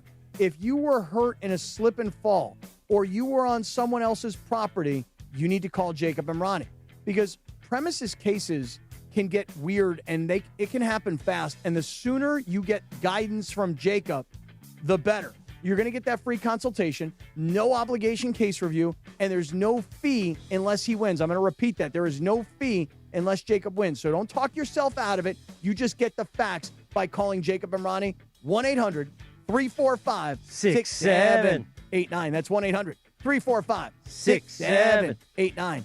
After any kind of accident or injury, you call Jacob Imrani. You call Jacob. Thank you so much as we approach 8 o'clock on a Live Imaging Tuesday presented by Providence on the Sedano and Kap Morning Show on KSPN Los Angeles, a Good Karma Brands radio station. Frank Caliendo will join us at 8:30. Momo's here for Sedano, and in 3.5 minutes, Evan Cohen is going to geek out that he gets to do a segment with Momo. That's next. On a Tuesday, smile, sucker! You know why? You are blessed to start your day with ESPN LA and the Sedano and Kap Morning Show. Preach, Jack! The Sedano and Kap Morning Show. Looking for paint that actually lasts? Vista Paint delivers expert quality, rich color, and pro-trusted durability, backed by over 60 years of experience. From your home to your next big project, we've got you covered. Vista Paint, since 1956. Hey, Laker fans, it's time to team up with National University for an affordable, achievable bachelor's or master's degree. Choose 4 8-week courses and call timeout anytime. You need free tutoring, career counseling, and more. Plus, NU has a generous transfer credit policy and offers year-round enrollment. Best of all, our Year of You scholarship awards up to $6,000 annually toward an industry-current bachelor's or master's degree. Apply by March 31st at nu.edu. Terms and conditions apply. Waba Grill is an LA original, so we've got to keep it real. Real fresh with our Asian-inspired menu that's grilled to order every time. Real quality with our marinated proteins like hormone-free chicken, ribeye steak, wild-caught salmon, and shrimp. Head to Waba Grill for $1 happy hour days after 3 p.m. and try our new chili crisp dumplings, paired with a premium or beverage drink, like our delicious Thai tea, both for only $5. Only at Waba Grill. It's for you. Oh. Hey, it's Mick here for and March Madness isn't meant to be watched. It's meant to be experienced. At Cosm, you're not just watching, you're in the game, wall to wall, LED, every dunk, every buzzer beater. You can lock into the tournament mode inside the dome. You will feel like you are courtside. Set it up with VIP all-inclusive food and drinks, and yeah, they'll deliver it straight to your seat. Or rally the crew in the hall with every game on all at once. March Madness lives at Cosm. Be there. Hey guys, it's Sedano. If you're ready to upgrade your driving experience, you gotta go and check out what's happening at Cadillac and their incredible new lineup of state-of-the-art EVs, sedans, and SUVs. And hey, look, There's no better place to experience the luxury of Cadillac than at Cadillac of Beverly Hills. Check out Cadillac of Beverly Hills and their beautiful showroom at 8767 Wilshire Boulevard in Beverly Hills. And check them out on the web at CadillacBeverlyHills.com. Straight up 8 o'clock at KSPN Los Angeles, a Good Karma Brands radio station. I already did the idea. But apparently Evan Cohen is on hold already, and he's mad. Because, see, Cappy, I wanted to go a little bit earlier so we'd have more Evan time, but then you went long in segment 3 or segment 2, and that really screwed us up. Okay. So let me see this. In a minute and 15 seconds, Evan Cohen will geek out with Momo sitting in for Shan. That's next on the Sedano and Kap Morning Show. John Ireland here, and when it comes to vodka, I like a winner, and Blue Ice Vodka delivers. America's largest potato vodka. Double gold rated, just 64 calories an ounce, and made from Idaho potatoes. Clean, smooth, no additives. Blue Ice Vodka, vodka with standards. Running a business means wearing multiple hats. So if you're like me, you probably started out using your personal phone, taking client calls and texts nonstop. As my business grew, I needed something smarter. That's when I switched to Quo, the #1 business phone system. Quo works right on your phone or computer. No carrying 2 phones, no clunky landline, just one easy app you can try for free. Your team can share one number and handle calls and texts together like a shared inbox. Any teammate can jump into the conversation so customers get faster responses. And Quo's AI assistant summarizes your calls and responds to customers 24/7, so you never miss a lead or opportunity. All this starts at just $15 a month. That's basically 2 coffees. You can even keep your current business phone number. Find out why 90,000 businesses trust Quo. No missed calls, no missed customers. Try Quo for free at quo.com/sports. That's quo.com/sports to try Quo free. QUO.com/SPORTS. Hi, this is Avner Gat, founding partner of the Sedano and Kap Morning Show. Avner Gat Inc. is your trusted Los Angeles public adjuster. Call me directly at 818-917-5256 for help navigating the complexity of your insurance claim. Now back to the Sedano and Kap Morning Show. Good morning, guys. Good morning, Abner. 8:02 on a live imaging Tuesday presented by Providence. Cappy, on this day in 2017, the #1 R&B song, Migos, featuring your guy, Little Uzi. You remember Little Uzi? I do. Bad and Bougie was the name of this song. Okay, Bad and Bougie, because my favorite Migos song is really more stir fry. Yeah, I'm more of a stir fry guy. Right. But Bad and Bougie's good too. Not bad meaning bad, but bad meaning good. Isn't Little Uzi Vert? Yeah. Well, I didn't say the Vert type part. I just wanted to get a Little Uzi. Okay. So you're saying I should have said Little Uzi Vert? I don't know. I'm not sure. You want to start over? No, it's okay. Oh, okay. I'm just making sure we're talking about the same person. Cappy, on this day, and I'm just going to go long here because I know Evan's on hold and he's mad. Mm-hmm. On this day in 2017, the #1 R&B song, Migos, featuring Little Uzi Vert. There you go. Bad and Bougie. That sounded so cool. Yeah, I know the way he does it. Bad and Bougie. Today is also, and I say this for my partner, my love, it's National Stephanie Day. Hey. So how about that? Wait, so people's name gets a whole day? Well, I think every day around here at Good Karma Brands is National Evan Cohen Day. You can hear him unsportsmanlike weekdays 3 to 7 a.m. leading into this show, the Sedano and Kap Morning Show. And it's a special day for Evan. Not because he's been on hold with us for 5 minutes, but because Ramona Shelburne's here sitting in for Sedano. So usually he fights with Sedano for 30 minutes, but today he can just geek out because he gets to talk to Momo. Good morning, Evan. This is a huge honor. I'm not going to lie.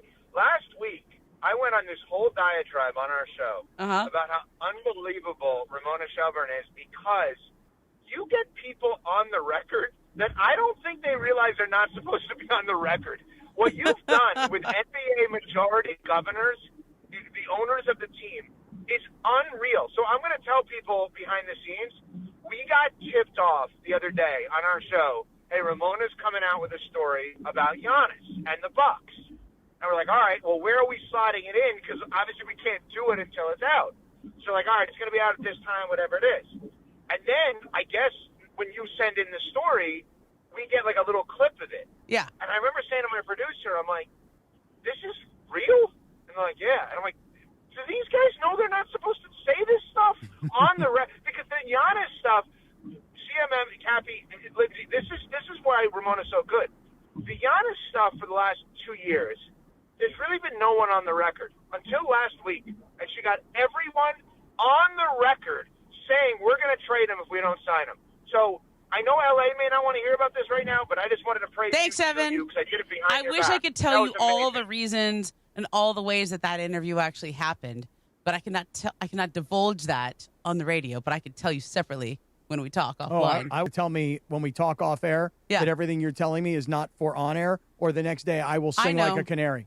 I know. It was National West Eden's Day, so he spoke as a result of that last week. Okay. Yeah. So no, it's you in Ireland. Like Ireland, I literally have to put in a text message. Please don't say that I texted you on air, but you can use this to sound smart if you want. Like I literally write that. So just Can some I background. ask you one other question? Yeah. On this is a very important question. Yeah. How do I get my daughter to break in her softball glove in a way that's better than what I've done? Because I've realized she's 9 years old. Yeah. I've done nothing. We put like the oil on it. Yeah. Evan, put the oil on it. Rub that oil in there. Right.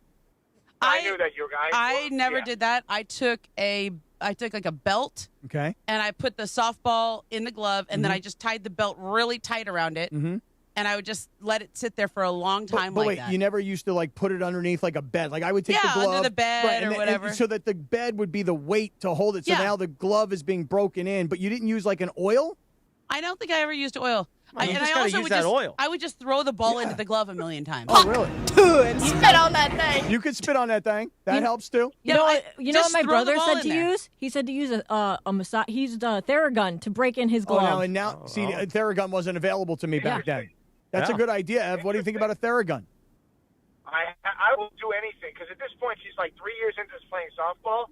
I don't know that she can catch the ball, and I truly It's the glove's believe. fault. I truly believe it. No, I'm not. Could be the glove. No, it could be for real. Could be. Do you have a small glove or a big glove? It's my fault.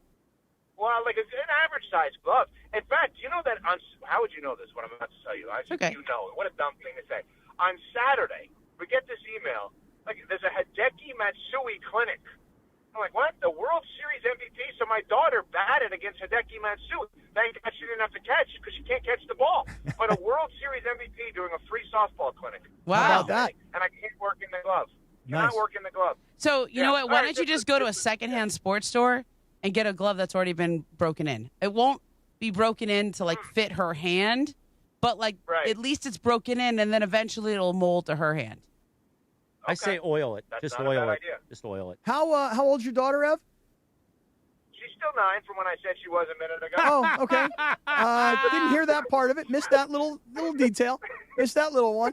I think I was focused on the oil. I was trying to give you an alternative here on how to fix this thing. But now what I'm thinking is I got a lot of like 9-year-old girls softball stuff sitting in my garage right now. I'm thinking maybe I'll send that to you and then see if because the fear factor is here, Ev, is that you get her the right glove and a glove is completely broken in, and then you find out she still can't catch. Now, if that happens, then you got a problem. Does she have a fear factor with the ball? No, I bet you, Ramona, they didn't do this when you were playing. They have the fielding masks now. Oh yeah. You got to have those. I know those are kind of weak. I don't think you could see out of those. I put one on. I was like, I can't. My peripheral vision is like. All right, we're gonna blame the glove and the mask. Yeah, she can't see. Listen, you know what you do? Go get those like Velcro glove. It's like a Velcro paddle, and you have a ball that sticks to the Velcro, and that's how you teach them to catch. You see what I mean? I like this. Go get the Velcro paddle. That's how you teach little kids to play. Listen, Cappy. Yo. This is how you know Cappy's contract is up in like 3.5 months. How's that? He's offering to send gloves to Evan Cohen. Oh, yeah. Oh, I'll ship it first class. Wait, not just gloves. Not just gloves. I got cleats. Oh, yeah. I got one of those. I got the helmet with the face mask. It's sitting in my garage. He'll give you some other masks, too, he's got that you can wear. Listen, I'm like, I got to get rid of this stuff. So I'm good at talking to owners, right? I get them to tell me things. So I can go get a quote like on the record about your contract if you want, but I think it's probably going to say the same thing as Wes Edens did about Giannis. You're either going to be extended or traded. Yeah, it's one or the other. It's one or the other. It's really one or the other. Yeah, there's an extension coming or a trade coming. I'm glad you had the follow-up quote because that was the first one we got, and I said, I can't believe he said this. And then I was like, that's not actually true.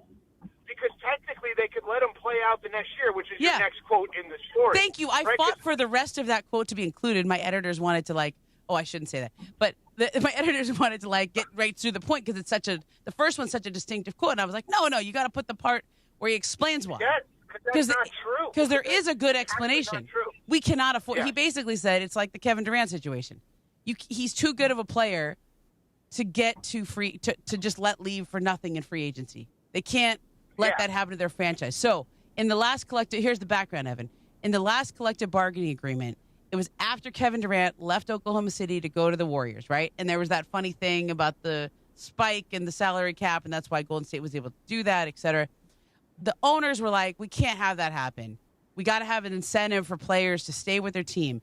And none other than Michael Jordan, who was at that point one of the owners of the Charlotte Hornets, came up with this idea, or at least championed this idea. Some egghead might have came up with it, and then Jordan got behind it and said, okay, when a guy goes into the last year of his deal, you can offer him an extension that his existing team should be able to offer him an extension that has more money and more years than any other team.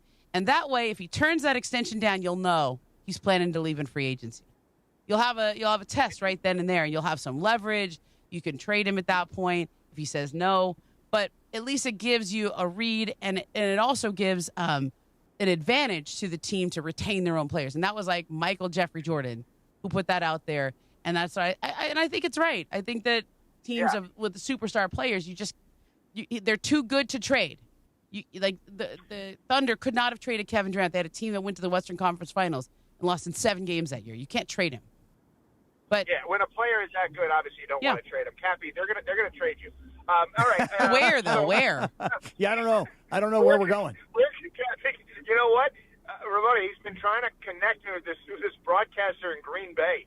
So maybe, Cappy, if this guy's so good, Cappy, maybe you just trade with him. Maybe I will. Think? As a matter of fact, it's funny. TV actor in Green Bay. Yeah. You. By the way, yesterday he happened to send me a text thanking me for connecting him to you, and then for you connecting him to the people in Milwaukee, and now he's having the whole lunch with the people in Milwaukee. So you did quite a mitzvah there, Evan Cohen. Yeah. Evan. Look at that. Evan, on Friday or Thursday, actually, did he text you "Go Badgers"? No, he did not. No, Can you believe Evan Cohen's Wisconsin Badgers? Yeah, I was rooting for High Point. I was not, because I had Wisconsin going deep into the tournament. The 5 seed, they lost to the 12 seed High Point. High Point was good though, man. Yeah, I know, but it blew up my bracket. Now I'm going to lose the Mason and Ireland bracket contest, and I'm going to have to wear the crop top that says "Ride the D." You should ride the D. I mean, Chris, that shirt was made for you. It was, but Come still. Come on. You're looking forward to it. Yeah, you want to ride that D. It's just a good excuse to wear that shirt. Right. Come on now. Right. What if I'm a sicko that likes to watch? Well, he is. I'm gonna tattoo on my stomach in Sharpie so you'll be able to see my belly under the crop top. It'll just say "Go Badgers." Oh, really? Go Badgers. I was actually rooting for High Point because the Badgers got a player last year. What was his name? Is it Bird? Was that his name, Evan? The kid who transferred from San Diego State. And the story was that Wisconsin Boyd. Excuse me. Close. And not too bad. 4 letters started with a B. Close.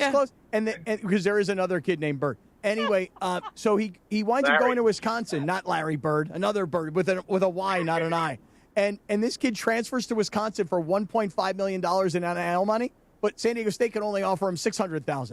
So I was like, hey, listen, the kid had to take the money. It's a $900,000 delta, but it was great to see the kid be the leading scorer. Did you just use delta in a sentence? Yeah, like the airline. Yeah. But that's a really high-level word for you. You like that word? That's a good word. It's a really high-level word for a guy like me. I mean, the only world in which I would think that you would use delta is to talk about the airline. Right, but in this particular case, it's the difference in money. Very good, Cappy. Hey, thanks a hell of a lot. Evan, did you hear that? Evan, what is going on here? Very impressive. Are you going to talk about thermodynamics next? I don't know. Maybe I'll just say something like benevolent. You know?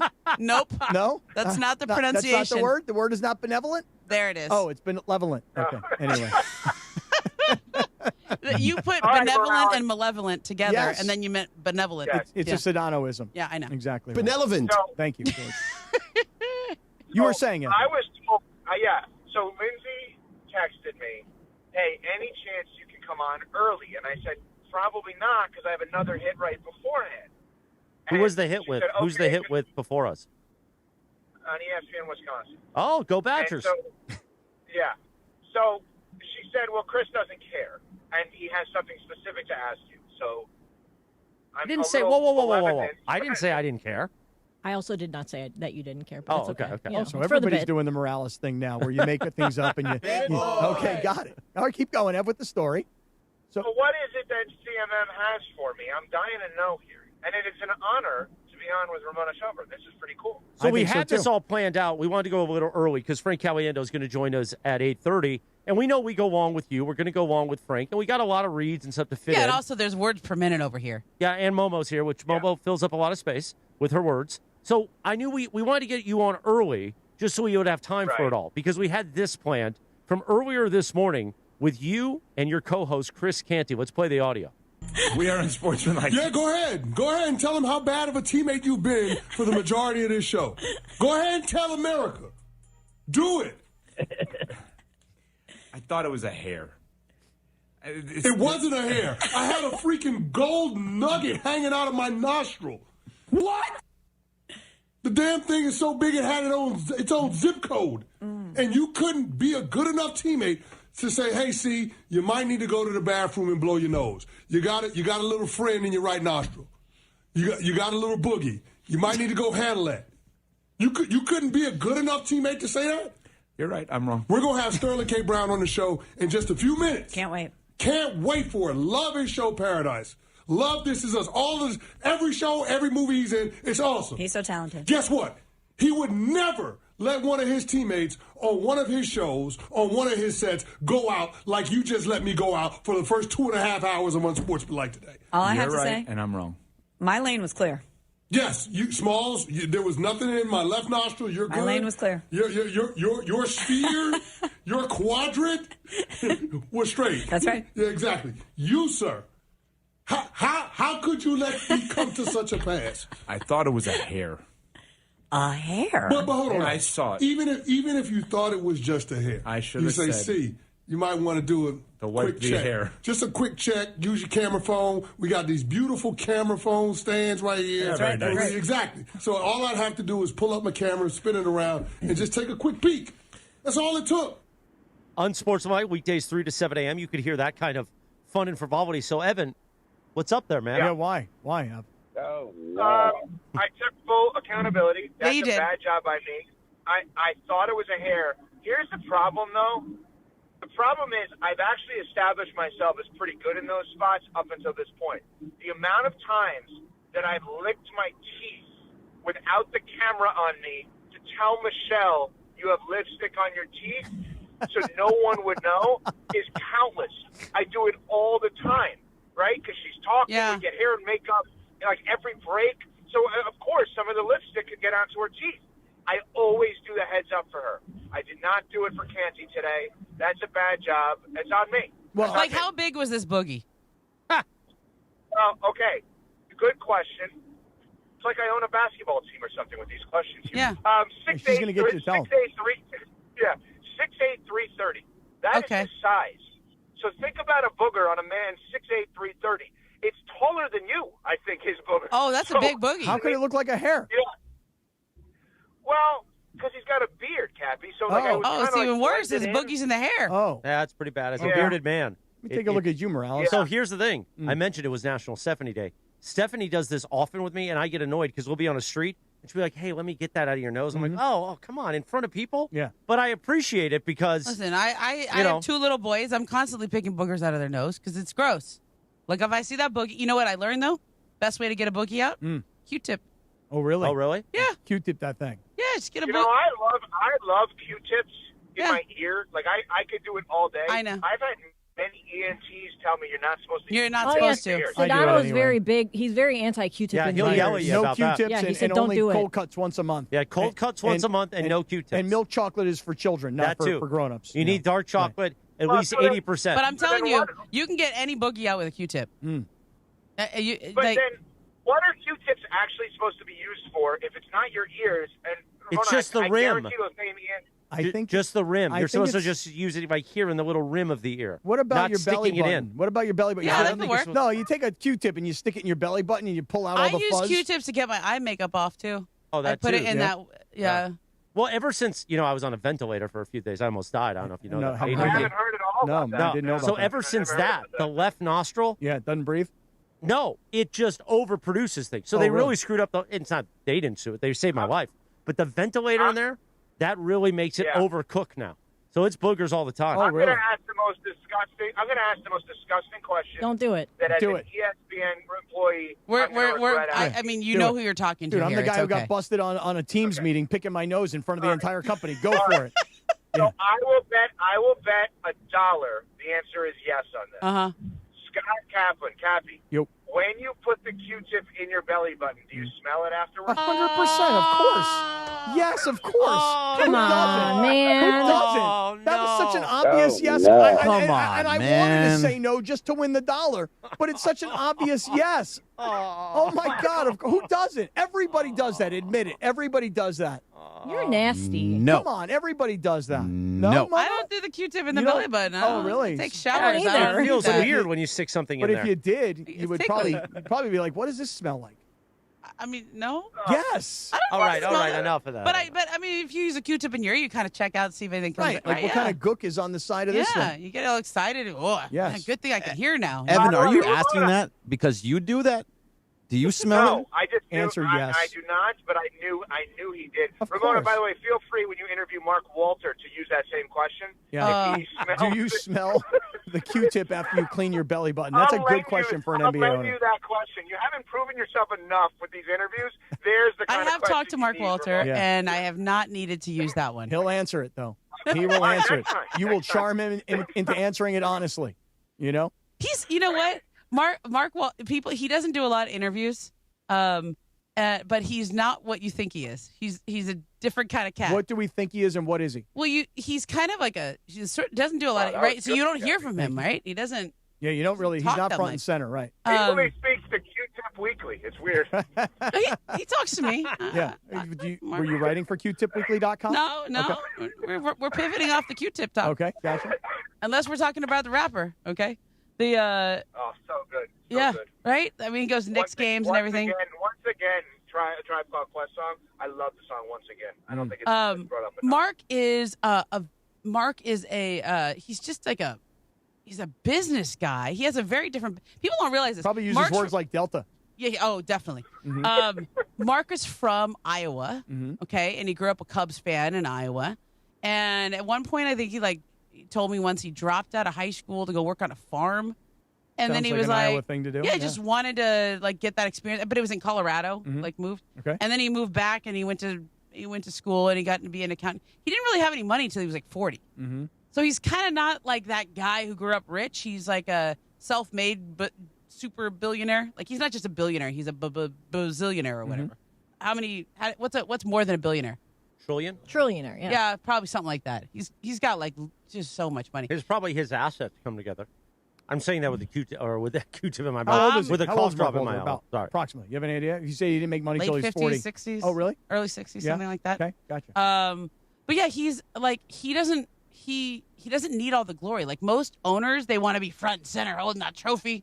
Like Mark just he sees this as he got involved in the Dodgers because he saw it was a giant business opportunity. Kind of like baseball, got into it, right? About some Premier League brought teams. up a really interesting scenario though about the trophy. If the Lakers win it all, who's holding up the trophy? Interesting.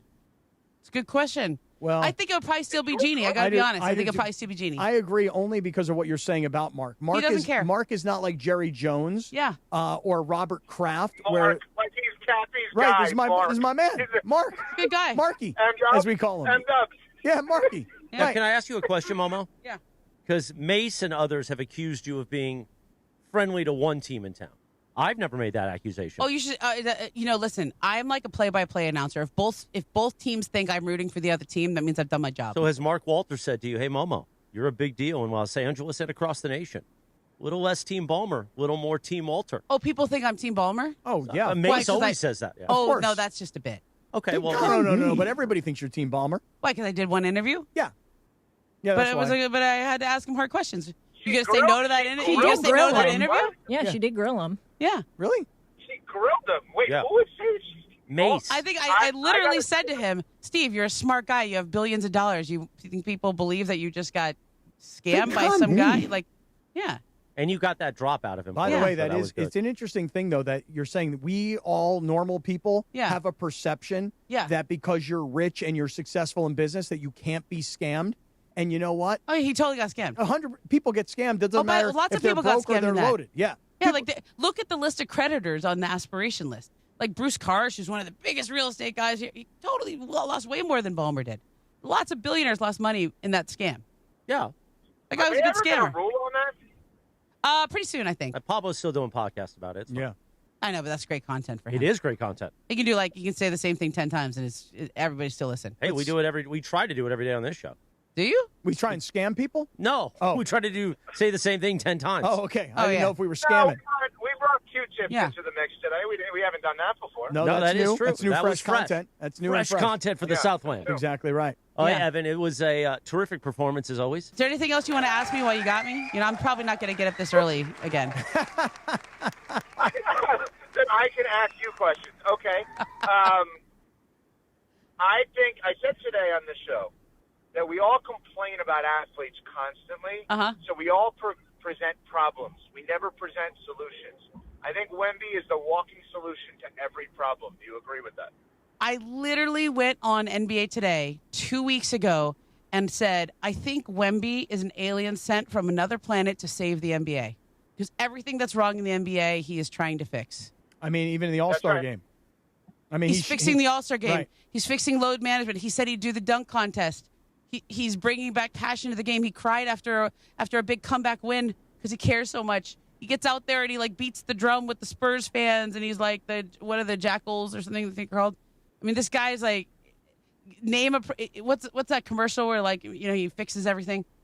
There's a commercial. I can't. It's you mean the guy on the commercial who he goes out and there's problems, but then he fixes the stuff. That commercial. Yeah. Oh no, I have no idea what you're talking about. Anyway, but I think this is Wemby. He's been sent here from another world to fix everything wrong with the NBA. Well, that was a good question. That was a great answer. I totally agree with you, Evan.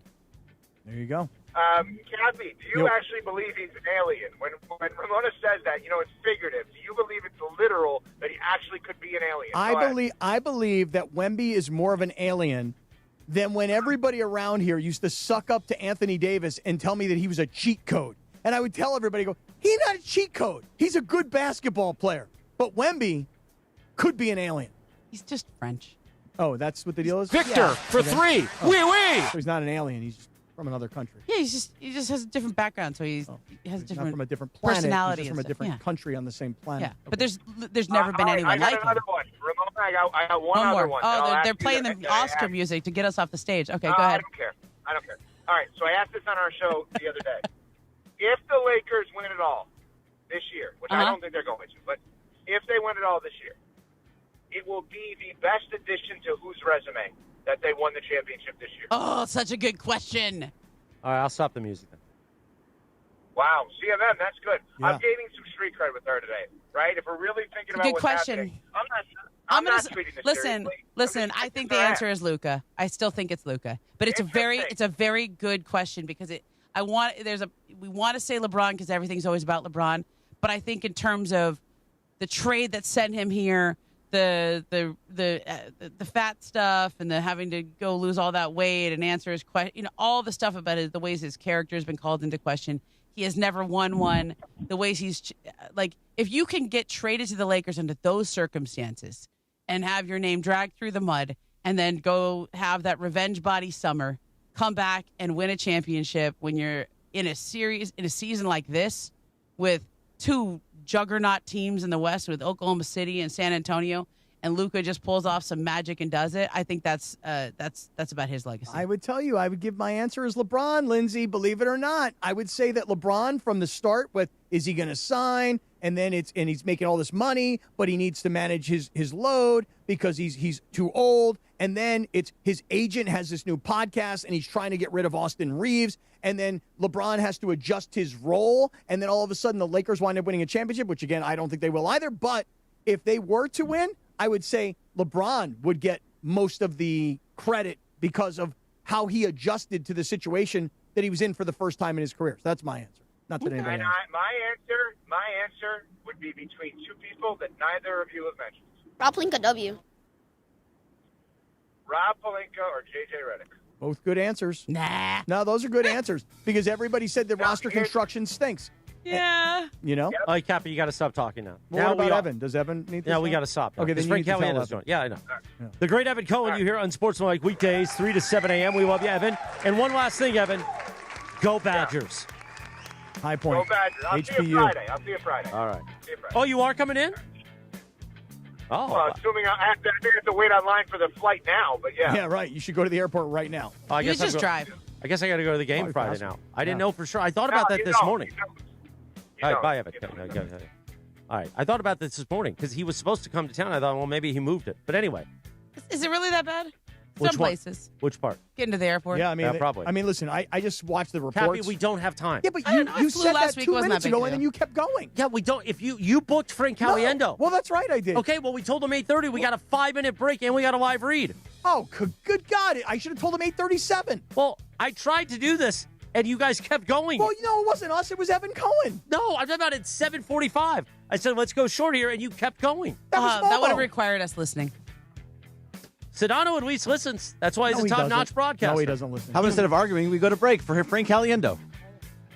No, I'm going to call you a scumbag. Who? You. Ramona? No, Don't say you. that to Ramona. And now sat Frank's back- here. I sat back now a minute Frank's ago. here. So what do you want to do?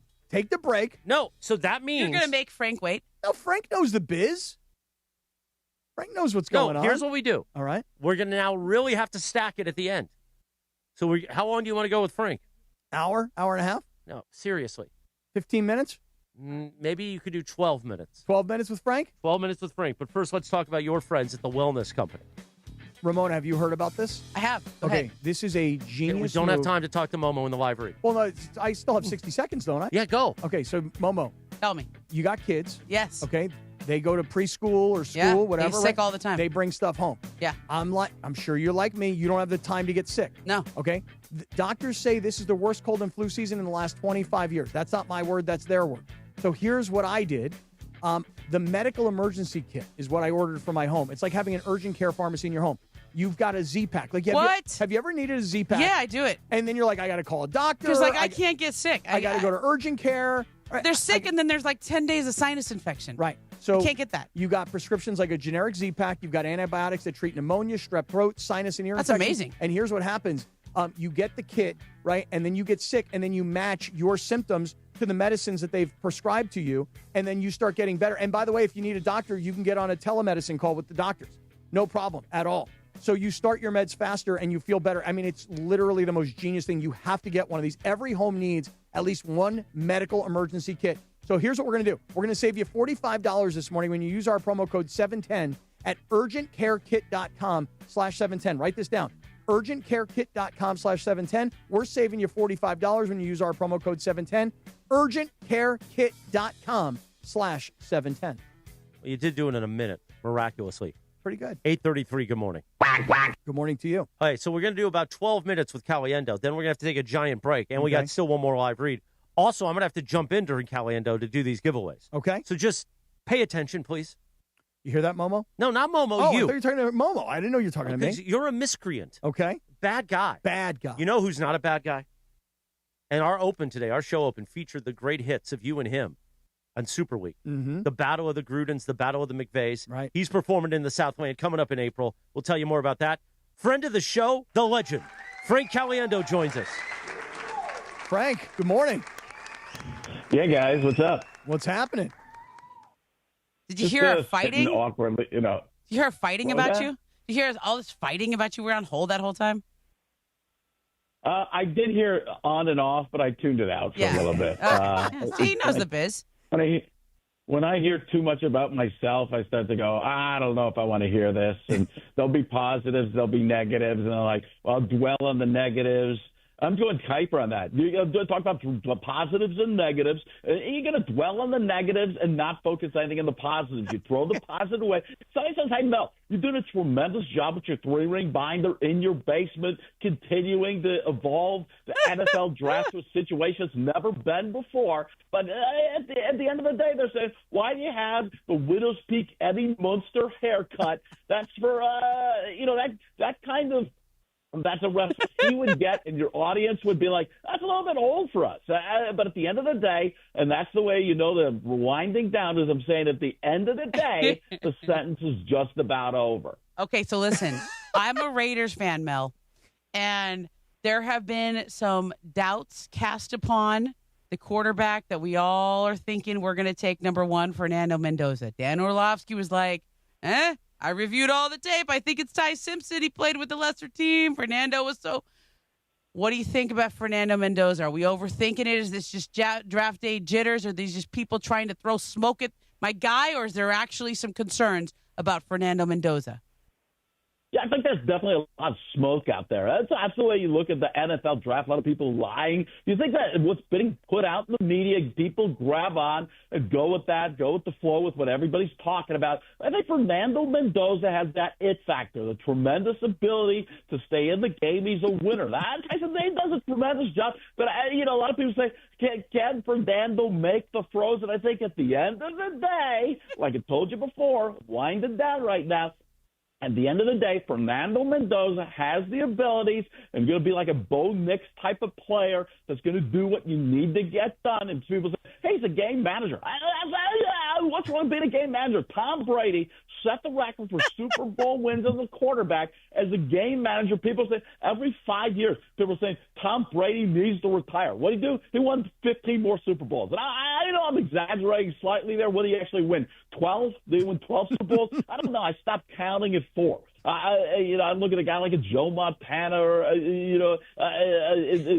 that type of player, and you say, how could I not come up with the name Terry Bradshaw? Took me a second. But I'm looking at a guy, Fernando Mendoza, neither of those guys, but I think he's got the ability to really play in the NFL. And you're looking for a guy who's going to play multiple years, get into another contract, they're going to have some stability, and I think with what's going on with that team, they're going to try and find that in a Delta-type situation. The great Frank Caliendo. Good use of the word. So Frank's going to be performing in April, Wednesday, April 1st at the Irvine Improv in Irvine. Then Friday, April 3rd at Oxnard Levity Live. Right now, first 5 callers at 877-710-ESPN, you win a pair of tickets to the Wednesday show in Irvine. So if you want to go to the Irvine show, 877-710-ESPN, first 5 callers now win to see Frank Wednesday, April 1st at the Irvine Improv. Now, Frank, I first met you and experienced your brilliant work like 25 years ago when I was working with Bruno and Siciliano at Fox Sports Radio. And back then, which impersonation was getting a lot of steam, especially with that crew. And I know it's in the repertoire and it's kind of old school, but I want a little taste of Jim. I want just a little taste of Romy, if you could. Incredible. Phenomenal. I'm doing a new set of programming, and it's called Jim OnlyFans. Jim OnlyFans. One of the greatest topics, have a toe and don't suck. A lot of people are saying, would you do this on ESPN Radio? But after listening to the booger conversation, and we're not talking about Booger McFarland, we're talking about a man with a living, growing creature inside his nose from another show. Incredible, phenomenal, all arugula, 4-syllabic, multi-syllabic words. Don't know what the prefixes for 4. Not even sure if that's the right vocabulary situation, but we're getting it right now. Indeed. How you happy with that, Christopher? That was phenomenal. Phenomenal. Hey, have you ever had this debate with Stephen A. Smith, though, like on Fernando Mendoza, Mel? I understand where we're coming from with some of these situations, but I look at a guy like a Fernando Mendoza, and I'm saying to myself, does he have the particulation to contribute in this type of situation? I don't have that's the funny thing is when I look at 90% of my characters are not that smart and don't have a vocabulary. So when it comes or how I do them, it's kind of like doing Celebrity Jeopardy on Saturday Night Live. Everybody gets dumbed down to my level of intelligence. You can't do that with Stephen A. Smith because his vocabulary is so grand and magnificent. I would say even maleficent. Is that the correct word that you're going with right there? That's it, which I believe is a Disney character as well. But I digress. but I digress. I love his team. That's always the slowdown. There's slowdown. Certain people have slowdowns. Yeah. And he has one of those, I understand. Yes. It's time to get serious. And I've decided to run for president of the United States of America and to the republic for which it stands, one nation under God, indivisible, with liberty and justice for all. But he's got that slowdown. Schefter has Adam Schefter coming up with the situation, understanding, according to my sources, at this particular time, we are going to slow down to the point where I am looking at my phone, getting more information than is necessary. Has Shams been on long enough for you to get the Shams? Does Shams have any good ones? Shams. No, I don't have a Shams. I'd have to figure that out. Study him a little bit. Basketball. The go-tos were Bill Walton used to be, and I even did doing games with him was great because we would just egg on Dave Ash. What's your name again? Why are you here? And the other day on the first four, that's kind of what it was like when Dick Vitale and Charles Barkley were doing the games together. Oh my God! That game together, and Vitale at least. He does his research. He's a pro at that, right? He's like, it's incredible. It's amazing. It's unbelievable, baby. So he's doing that. But Charles, who's done zero research, they ask him a question. He's like, what do you think, Charles? What do you think, Charles? What do you think of that? He's like, well, I think the transfer portal is a really bad for the game. And I look at the NIL, and these guys are getting paid way too much. They deserve to be paid. I mean, that's the thing. And why are you putting that fat picture up there? I've been on the fat shop for a while. That's 200 pounds ago. That suit, I could wear 2 of those suits right now. But that's what, and they kept going. They'd be like, "Well, Charles, what do you think of that? What an incredible dunk right there. What do you think, Charles?" Well, the transfer portal is a problem. We're not talking about that. We're talking about something. But NIL, that's really bad. I look at the way the game is evolving, and like I said, these guys deserve to be paid. How's Auburn doing these days? Are they in the tournament? How's their NIL? Who was that? I didn't hear it. How's Auburn doing these days? How's their NIL? Your alma mater, Charles. I didn't think they should be in the tournament. I thought they should have been. Bruce Pearl had a different idea because his son was coaching the team, but I think it's very different. They wanted me to do a Dick Vitale impression. And I avoided that like the plague. but let me say this, guys. More importantly, the transfer portal is really, really bad. If I haven't been, and the NIL is really these players, they deserve to be paid, but they're changing teams more than Dwight Howard. It's crazy. Frank Caliendo, what a genius! What a master class. We talk about that a lot on the show, Cappy. Frank will be performing. I almost said in concert, but it is like a concert. Yeah, it is. Yeah. Wednesday, April 1st at Irvine Improv. Friday, April 3rd at Oxnard Levity Live. Now, Frank, one more request, because it's kind of when you were on the show in February with Cappy, you guys had a Gruden off. You've heard Cappy's Gruden, so now I think this time we start with your Gruden. Yeah, a little spider too. Why, bananas? Is that what you're doing? Is that what you're talking about? I want to open up some boxes. You guys been opening up any boxes over there? I like to open. Think about open up. You ever hear of breaking sports cards? I think that'd be pretty fun. Getting people to join teams and bid on cards. That'd be pretty tremendous. Or maybe start opening up Easter baskets. Easter's around the corner, man. I'll have to open this up. You ever get those? What are those little marshmallow Easter bunny eggs, man? Or Cadbury eggs, man. Remember those things? It's Easter time, and it's time for the Cadbury bunny. This guy is laying chocolate-wrapped eggs. I've never seen anything like that, man. That's some type of genetic mutation. I'll tell you what, Coach, really interesting. I just got a package the other day from High Point University, man. I never even heard of High Point University, but they got a plane on campus, man. It's just tremendous where they have the students sit in the plane and learn how to talk to a guy that they've never met on a plane. Just a tremendous opportunity, man. And they got a quarterback at that school that's going to come to the Gruden Academy. Tell you what, this kid is tremendous, man. What do you think about that, Coach? I think that's going to be a high point of his career, man. That's what that's going to be. That's it. I'm talking about High Point. Their coach is now the coach in waiting. He just became the coach, former coach at High Point. He went to Creighton. He was the coach in waiting this year. Greg McDermott, not to be confused with Sean McDermott, fantastic football coach. We don't have to get into what happened to him in Buffalo, man. I don't know what's going on in the NFL. Some of these coaches, the coaching carousel is almost as crazy. Not as crazy as what's going on in college coaching, but I'll tell you what, man, it's a tremendous situation. But High Point University, a lot of people lost a lot of money betting against those guys. Yes, they did. The great Frank Caliendo, frankcaliendo.com. Wednesday, April 1st in Irvine at the Irvine Improv. And then Cappy, Friday, April 3rd at Oxnard Levity Live. We'll give away those Oxnard tickets in just a few moments. But, Frank, you're amazing as always. Frank, we love you, man. We appreciate you. We'll see you on the 1st in Irvine, and we'll see you on the 3rd. Believe it or not, I think I'm making the 3rd. Oh, you are? In the Nard. Yes, the 805 in the house. I'm going to see you up there on Friday.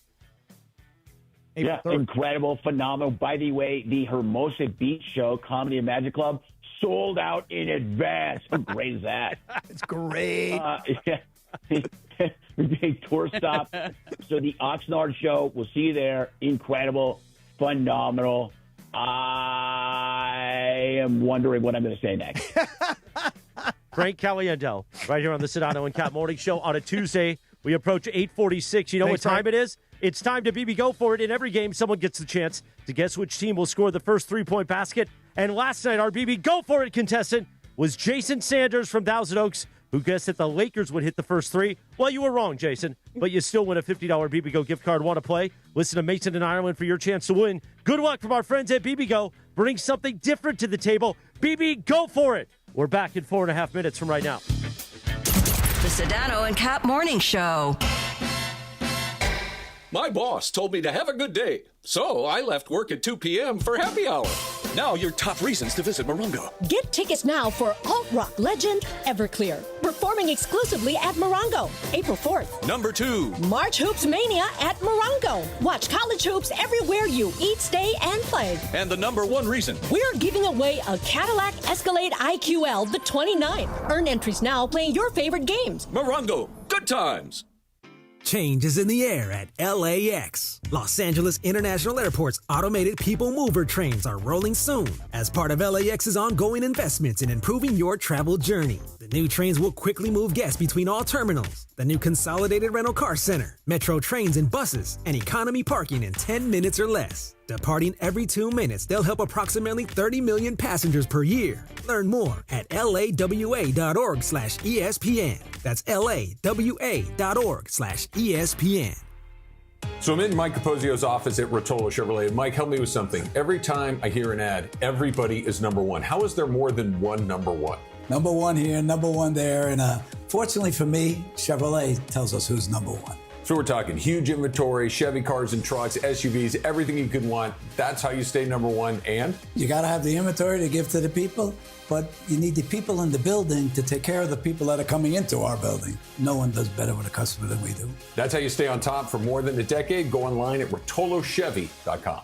Evan Cohen here. In life, as in sports, the pros make it look easy. That's why pro golfers like Jason Day, Ben Griffin, and Patton Kazire trust the pros in lawn care. True Green. They have the experience and expertise to give you a lawn worthy of the PGA Tour. And since True Green does the work for you, you get more free time, or more tee times. So stop stressing over your lawn and start loving it. Sign up now at TrueGreen.com because nobody makes it easier to get a golf course quality lawn than True Green, the official lawn care treatment provider of the PGA Tour.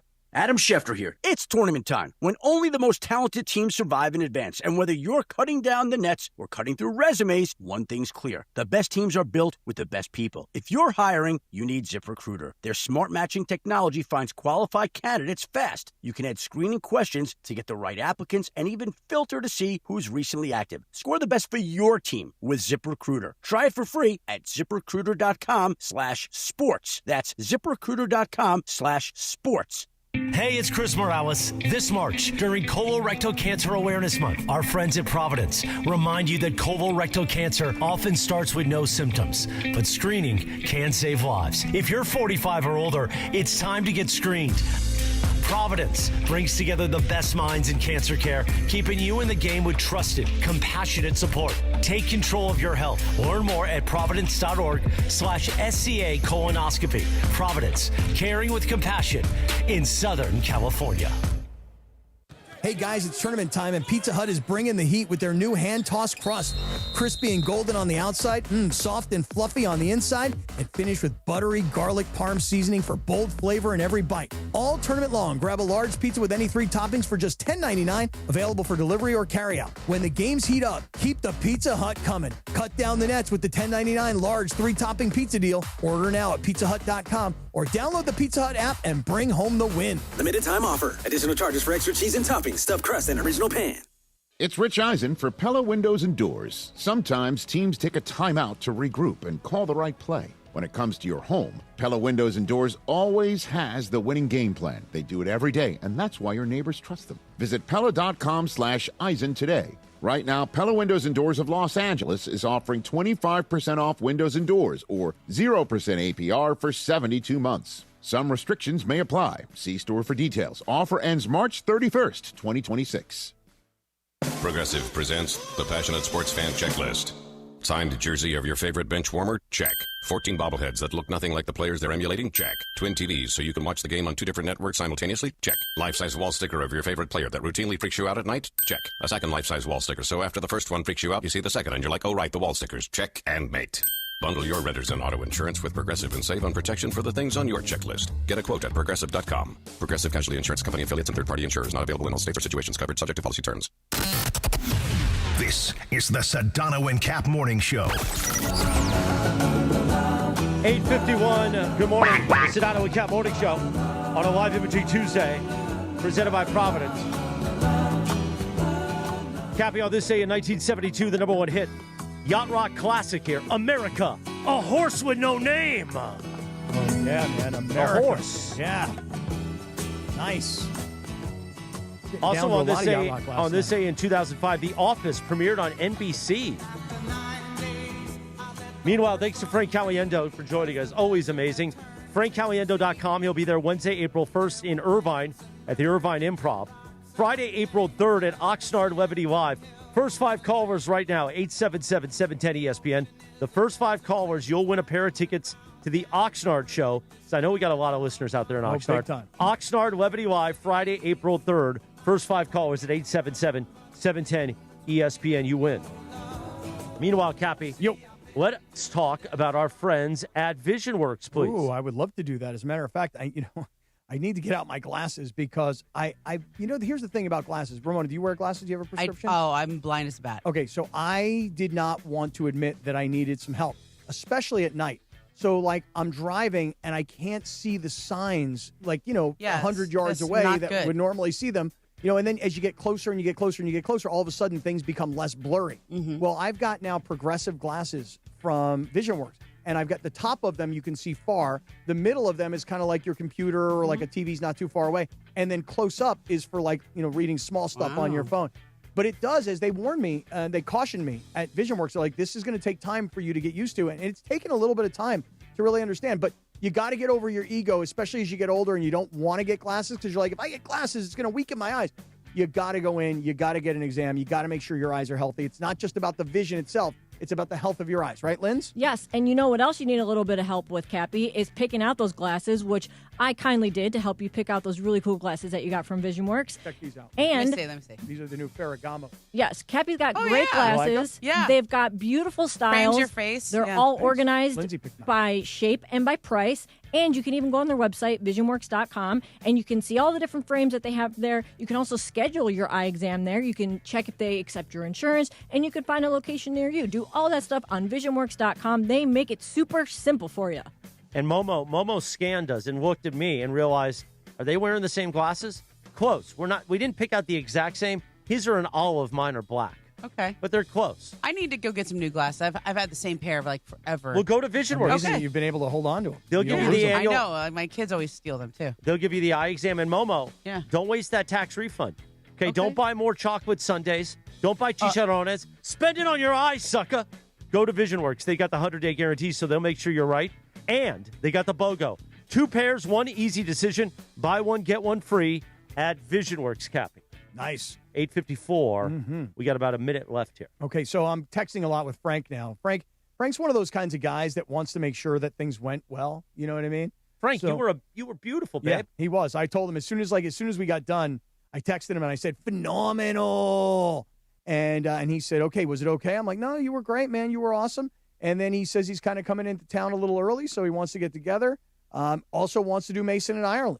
Wants to get on the Mason and Ireland show. Listen, when you're... Is he going to come in person for that, or is he going to call? He might. If he can come in person, that'd be amazing. Yeah, he says he's... I he's met him gonna in be person town one early. time when he came in to do the show. Great, right? I think it's funnier in person. Oh, way funnier. Because, you make a funny face when you do your impressions. Mm-hmm. Like, when you did your last one that you were doing, the Gruden. Yeah. You kind of sound a little like a Bears fan. Like you're talking about Mike Ditka. I'll tell you what, man. See, and the face you make. The face. You go to Dayton, See, man. there it is. Dayton, Ohio. That's where I'm from, man. Dayton, the home of football, man. That's where a lot of greats are from. Dayton. So Frank, when he does his impersonations, you hear it on the radio, but when you see him in person, it's totally different. The Rich Eisen Show begins terrestrially at 9 a.m., top of the hour. Yep. Hear that on 7:10 a.m. or on the app. We continue. If you're listening to us on the app, stay right there, sucker. The YouTube hour begins. YouTube at ESPN Los Angeles. We will also find out about Momo's spring training trip. We'll talk more Dodgers and more Lakers. Smile, suckers. It is the Sedano and Kap Morning Show on a Tuesday on ESPN LA. Hey, Ty Pennington here, back teaming up with Pechanga Resort Casino to give away another brand new house. Imagine yourself in an amazing, fully furnished, multi-million-dollar home in beautiful Orange County. All you need to do is play your favorite slots or table games at Pechanga Resort Casino. It's that easy. Visit Pechanga every Saturday to activate your entries for a chance to win a lucky key to the May 30th grand finale. I'll see you there. Change is in the air at LAX. Los Angeles International Airport's automated people mover trains are rolling soon as part of LAX's ongoing investments in improving your travel journey. The new trains will quickly move guests between all terminals. The new consolidated rental car center, metro trains and buses, and economy parking in 10 minutes or less. Departing every 2 minutes, they'll help approximately 30 million passengers per year. Learn more at lawa.org/ESPN. That's lawa.org/ESPN. Hey, everybody, it's Cappy, and I know that a lot of people around are getting sick right now. You are not imagining this. It's real. Doctors have said this is the worst cold and flu season in 25 years, and it's not over. And listen, I was just away visiting some friends up in Mammoth, and everybody was coughing and sneezing, and I don't know about you guys. I can't get sick. I'm sure you can't get sick. So now what I've done is I've ordered a medical emergency kit. Now, when you have a medical emergency kit, it's like having an urgent care or a pharmacy right in your home. No waiting for a doctor, no hours at urgent care, no lines at a pharmacy, no copays. I'm telling you that you get things like a generic Z-Pack to help you get well faster and handle what are really a bunch of common and in some cases more serious illnesses. But let's get you and your family to have this care kit in your home. Every home needs at least one medical emergency kit. Order yours online in just minutes, and it's shipped to your door immediately, and we'll save you $45 when you use our promo code 710. It's urgentcarekit.com/710, urgentcarekit.com/710, and you're saving $45. Time to bench those other hiring sites and let ZipRecruiter help you build a winning team. With ZipRecruiter, when you need the hire, you get the right fit for any role fast. That's because ZipRecruiter's smart matching technology starts showing your job to qualified candidates immediately. You can also apply filters and add screening questions to your job post to help you save time in scouting first-rate talent. With ZipRecruiter's advanced resume database, you can instantly unlock contact info from a roster of top candidates. That's why over 4.8 million businesses have trusted ZipRecruiter to hire, and check this out. 4 out of 5 employers who post on ZipRecruiter get a quality candidate within the first day. No wonder ZipRecruiter is the #1 rated hiring site in the game based on G2. So, if you need to score the best, go with ZipRecruiter. Try it for free at ZipRecruiter.com/LA. That's ZipRecruiter.com/LA. ZipRecruiter.com/LA. In sports, the tape never tells the whole story. Hiring is no different. AI can make candidates look like an MVP on paper, so knowing the person and the skills behind the resume matters. That's where Robert Half changes the game. Our recruiters combine their expertise with award-winning AI to evaluate skills and fit quickly. Learn how we can find you specialized talent in finance, accounting, technology, and more. At Robert Half, we know talent. Visit roberthalf.com/talent today. Evan Cohen here. Game day brings the excitement. Your stay should feel just as memorable. With Marriott Bonvoy, official hotel partner of the NCAA and U.S. Soccer, you're connected to a portfolio of brands designed for how you travel. Some offer complimentary breakfast, others give you room to spread out, space to stay productive, or extended stay comforts. So whether you're a traveling fan or part of the team, Marriott Bonvoy celebrates the moments that live on before and after the game. Marriott Bonvoy, where game day checks in. The home of Rams football. And now the home of The Rich Eisen Show. Weekdays 9 a.m. to noon. KSPN Los Angeles. A Good Karma Brands radio station. Previously on the Sedano and Kap morning show. I'll tell you April what, 2nd, man. I'm there. I'll tell you what, Sunday you and night. me were talking about a week or so ago, man. There right? it is. You hit it. You know, You hit it. right. You hit it. Yeah. I tell you what was off, but then you were. I tell you what, man. That's tremendous. Keep going. That's good. I'll tell you what, man. I'm doing this Gruden impression. It's really not a Gruden impression. It's really a Caliendo impression of Gruden, man. And I'll tell you, I'll tell you something, man. When you and I were talking about a week ago or so, man, and you talked about Oxnard, I was like, hey, we got a lot of listeners up in the Nard, man. You're getting some key elements there that might be better than mine. I tell you what, man, it's tremendous what I'm hearing from you right now. You're making me think I got to rework some of these things. Man. If you got that, sometimes I just do the on the surface John Gruden, but you're making me dig deep, man. You ever dig deep to try and get something, to get to a place you've never been to before? Tell you what, man, I'm trying to dig deep around this show, man. It's tough. I'll tell you, man, it's tough around here. Digging deep. The Sedano and Kap Morning Show is on the air. The biggest show in ESPN LA history. But I haven't really been able to pull off the McVay thing. So let's hear what you have so far. We got to play complementary football. We got to get out there. We need the offense, the defense, all three phases of the team. We got to get it all out there. I got to be honest with you. That's better than mine. Come on. That's it. We got it. Not bad. I do that one where he's a little bit more subdued in here, and for some reason he sounds like he's from Chicago. A little sabor. Yeah, I don't think people like being called hacks. You're the güero on the radio. No. Giant Mexican, horn section. Did you have me on your show to berate me? Is that what you're doing now? Give me a freaking break. I'm reacting to Art Bell. Yeah. Midnight in the desert. I'm Art Bell.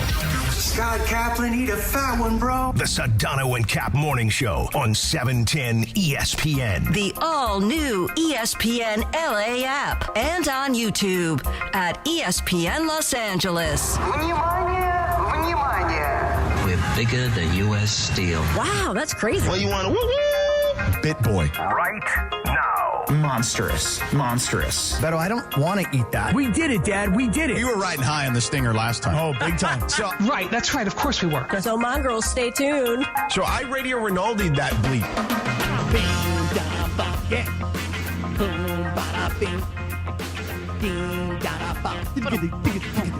I like the drum solo. I like the drums. 9:02 and 40 seconds. Good morning. The Sedano and Kap Morning Show begins for our YouTube hour on this Tuesday, a live imaging Tuesday, presented by Providence on the 24th of March, 2026. Cappy, do it. And reminder, the Sedano and Kap Morning Show. Better in person. The official personal injury attorney is the great Jacob Emirati. If you're injured in an accident, call Jacob. 800-345-6789. 800-345-6789. Or call jacob.com. Thank you to Frank Caliendo for a beautiful segment earlier. So was Evan Cohen. He was great. He was phenomenal. Phenomenal. Going to be in L.A. this weekend. So Friday and Monday. I know you're going to Lakers Tuesday, but I'm going to go Friday and Monday. Press the flesh with Evan. Oh, nice. Well, speaking of the Lakers and Friday, Monday, before we get there, Momo, Wednesday, so tomorrow, at Indiana, a team that is, trying to lose. Right. Team that, NBA Finals a year ago, best player gets hurt, and now, just a disaster of a season. Although. Tanktastic. Yep. Then home against Brooklyn. Tanktastic. Home against Washington. Tanktastic. And then Tuesday, March 31st, against Cleveland. They should have a 3-game winning streak going into that game. Oh, yeah. Do we have a long version of that? Oh, yeah. Let me hear that for a second. Well, let me make sure I have it in the system here. But it's a great song. We should play it every time. It sounded good. Could be a finals preview. Lakers, Cavs. That would be the most fun for me because I wouldn't even be miserable if the Cavs lost. I want to see LeBron win one more, And now, in an about face for the ages. I have done. Okay. A true about face. Really? Because of LeBron's golf Nike spot. Oh, okay. I not only was so joyous about that, I ordered the Nike Dre collab, the pods, the new ones. They arrived today to my home. I am now, and I'm a Team Jordan kid. I've been a Jordan kid my whole life. I've defended Jordan when miscreants like Lindsay have said, oh, LeBron's the best. I'm not going to say he's the best still, but I will now become Team LeBron because he's now leaning into golf. Have you ever seen LeBron smile like that in an ad? He smiled so joyously in that Nike golf spot. That brother loves the game. I didn't need to say all that, but yes, that brother does love the game. Hey, you want to hear this jam real quick? Let's hear it. Come on, Cavs. Gotta make it happen. Come on, Cavs. Yeah. Gotta make it happen with your fast break action. Gotta make it happen. Just keep on coming on. Yeah. What is this from? This is like their song in like the 70s. I don't know. No, It works for me. Yeah, Lindsay that's good. jamming. Whoa. Back in like Austin Carr and Bobby Bingo Smith, Oh, Pete man. Herman. Playing at the of course, Bobby Richfield Bingo Smith. Coliseum. Yes. We got to put this song into AI and then see if it can make a similar sounding song for this morning show. Okay. I kind of like it right up there with Pittsburgh. Yeah, I was going to say, here Yeah. we go. Wait, Yeah, turn it back they're up. kind of the same. Really rip the cord. Oh, really rip that cord. Look at Lindsay go. Wow. You don't usually see those kinds of moves. You don't break those out very often. Hey, I danced to Bad Bunny. Yeah, that is true. You did. Cappy. I had some commentary about it that You didn't did. like. I don't care. I know. Well, no, but then you I mean, got upset about I it. make commentary about your dancing, so it's Right. only fair, right? Okay, right. Thank you. At least it's fair. That's right. I kind of said it was very Elaine Bennis. Come on, Cavs. That's fine. You know, Gonna make it happen. Oh, that's a good song, man. That's a great song. Yeah. here we go. No, I think Go Come On Cavs is better. Yeah. Wait, which one is better? Either Come on, Cavs. or Orlando Magic. I like Come On Cavs. okay. I think I like Come On Cavs. Come on, Cavs is better than mine. Yeah. You got to probably put those up against like the Super Bowl shuffle from the Chicago Bears. No, we're going to put that And- in AI and see if it can come up with Come On, Cap. Let's make it happen. Come on, Cap. With Sedano getting mad. That's great. That's perfect. We should just record with ourselves. you Yeah, know? Yeah, right. maybe. We Right. should. We should, honestly. we should feed it to AI, get the lyrics, and then tell AI we also need the background music, and then we'll go into the studio and we'll record it ourselves. I like it. Come on, Cap. And then Lindsay can do that. With Sedano getting mad. Yeah, good. It's a good line, Linz. Dick Frazier and Larry Morrow. That's who sang it. Oh, really? Those guys are probably not. I don't know around who those anymore. people are. I'm gonna guess. Hey, listen, Dick Frazier was doing damage. With in help Cleveland. from Billy He was. Morris and He the was. Sunset Strip. He was, Billy really? Morris in the Sunset Strip. Yeah. You should find out if they're dead or alive, and then Okay. we should put them on our list so that when Morales goes, we lost him in 1983. Dick Frazier. Yeah. You always come in with the guy who died. So Or, wait, you know, wait. like you're always like, hey, we lost him. I gotta ask my dad about this. Who did you because- do that with the other day? Where there was like a band member or something? Oh, you played who was the band you played yesterday? It was like an '80s Limp Bizkit. Oh, no, that was a Linkin few Park. weeks ago. Linkin Park. Linkin Yeah. Park. So, that was a Sedano downer. lost was it. so mad about that. And I'm like, dude, how was I supposed to know you didn't know who Linkin Park was? Yeah, you like dropped it and you're like, oh, that's all you got to say about Linkin Park? Well, you know, anytime I call Sedano out on that, he's gonna he's gonna go nuclear. Oh, yeah. Yeah. It's always people's favorite part of the show when Sedano loses his you-know-what. And he only on feels Morales. comfortable to do it to me. Right. So then he goes DEFCON Sedano, and then all hell breaks loose. Do you have the list of names? Oh, yeah. So, Ramona, I'm keeping a list, handwritten Okay. list. Do you do any handwriting when you write, or is everything like literal, or do you like I usually take do any notes notes on my on your on phone? my phone. Okay. But I do sometimes write out lists because I have my 7-year-old's learning to write now, so we write a lot. Come So I have- on, Cavs! I have a couple of handwritten pieces of paper here. First of all, I print out my brackets. Okay. Do you print out your brackets? Or Nope. You no old school printable brackets. I didn't take mine that seriously this year. Okay. Did it as I was like falling asleep one night just so I could have a bracket. Okay. Don't know how I'm doing, even haven't checked. So this is my printable Really weird. bracket. Yeah. This was the first bracket that I printed that I wasn't able to format properly. Not and I good couldn't at all. see it. No Yeah. matter how much work VisionWorks did for me, I couldn't possibly see Nope. this. You know, they could have given me a telescope and I couldn't have seen the print on this one right here. Come on, Cavs! But then I write down certain notes. Come on, Cavs. Okay. And here are some notes about the names that Sedano calls Morales. Oh, my God. Oh, yeah, I got to get to. Okay, he calls him dense. Yeah. Jerk face. I've heard that before. Yeah, jerk face. Jerk face a lot. Lazy. Tells him his takes are lazy. Nah, lazy takes, not lazy at lazy work. takes, 'cause you're not lazy. No, he's a hardworking guy, but his takes are lazy. Lazy takes. And what happens is when somebody hits you with, that's a lazy take, that's sort of a mic drop on you. You know what I mean? Like, I'm breaking out the end all. I'm going nuclear, to use your words, right? He calls Morales a simpleton. Okay. Yeah, that's harsh. Simpleton takes again. Yeah, again. Simpleton takes. Yeah. A moron, although that's not moron takes. That's just you're That's a moron. just a moron. I think it's moron straight up. He also insulted him by calling him a bit boy. He said specifically, Bit boy. "You're a bit boy. You're not a host." Bit boy. Oh yeah. So he Very said you're a insulting. bit boy. JT the Brick. JT Yeah. the Brick is right about you. Yep. See, I got another mention. I kept this Yeah, every day. We do one That one JT the cuts Brick deep mention right there. every day. Right. He's right about you. You don't have what it takes to do this. And I'm like, oh, I'm not trying to. And he's like, no, because you have simple sports takes. He said you're simplistic and emotional. That's what he Yes. told him. He's simplistic and emotional. Wow. And he called him a mental shorty.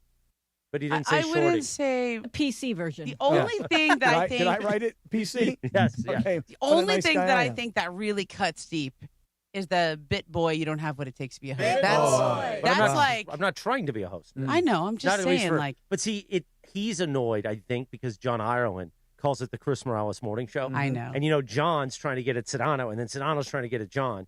And I'm just stuck in the middle going, I'm just pretty.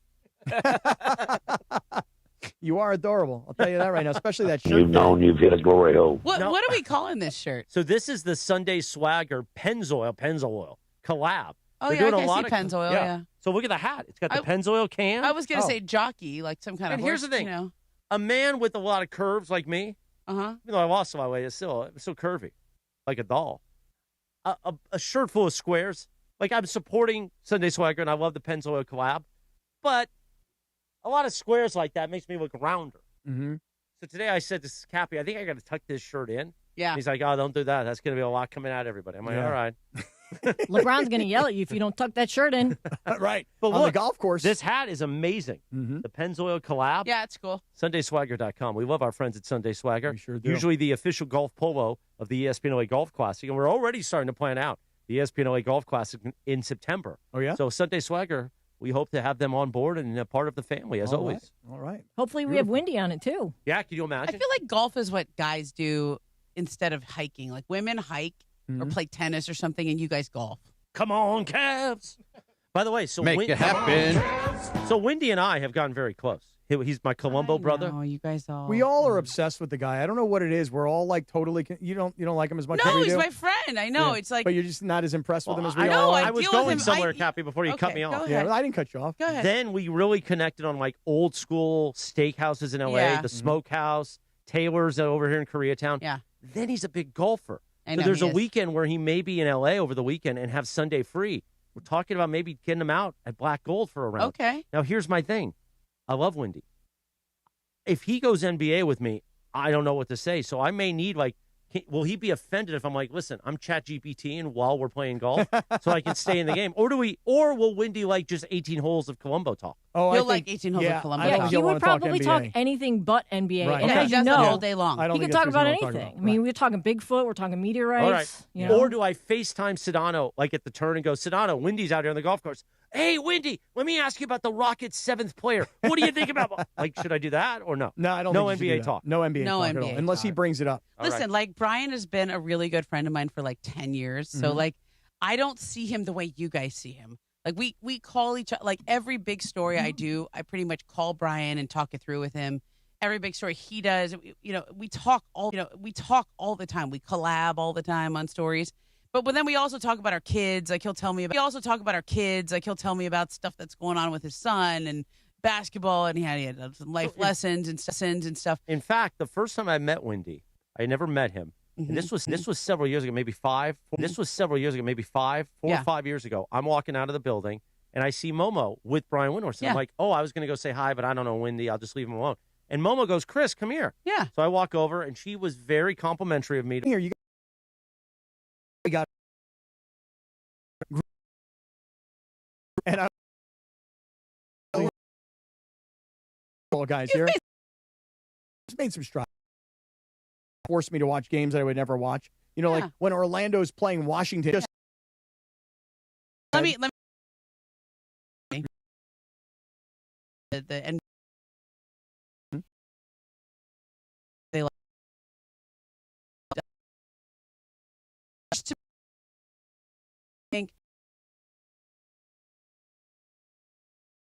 I think it's offensive content and steal sense. No. Doncic. That I would. One player in the NBA or points among players. Puka's not.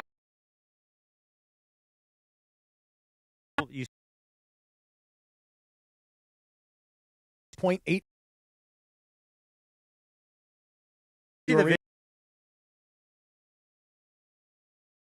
Play.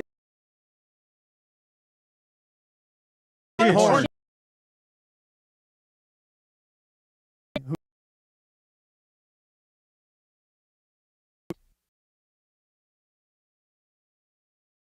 I mean, chin music for Mateo's team? I think he draws up some plays, but like he ain't Steve Kerr out there. That's JJ Redick. Just because you sit in a room with NBA coaches doesn't mean you're an NBA coach. Oh, we got problems. I'm not, No, this is going to be a big problem. This is going to be a big Benevolent. problem. This is going to turn into a huge issue. This is only your second time on the show, Momo. You don't know how it all works. Momo, you don't understand. No, I think she knows how it works, and that's why she's inciting it. The wrath of Writing a Sedano. match. I mean, how dare you question his ability to draw a play? I mean, draw a play. Fine. Do you want to draw a play? A play. I mean, we have a like if whiteboard he here. did that, is he going to mind the game with JJ and LeBron next week? Oh, Ramona, you're just digging a deeper hole here. I'm not worried about it. You're digging a deeper hole. George and I are friends. You know, I don't know about that. You might lose a friend. you might lose a friend. You question his ability to draw plays and to analyze. Because, listen, a lot of the guys because I think George would tell us, I don't think, maybe I'm wrong. Did George play like high-level high school basketball? I don't know. Maybe he did. I don't remember that. And then I don't think he played college basketball, And I know he didn't play in the NBA. I mean, I don't think he did. Yeah. And so a lot of times, I think he is an educated basketball person, but there's a different, I'm an educated basketball person. I could probably draw up some kind of play, but I wouldn't get in there with JJ Redick and be like, yeah, let's drop ETOs. Well, he wasn't, just to be clear, he wasn't with JJ Redick. He was with me.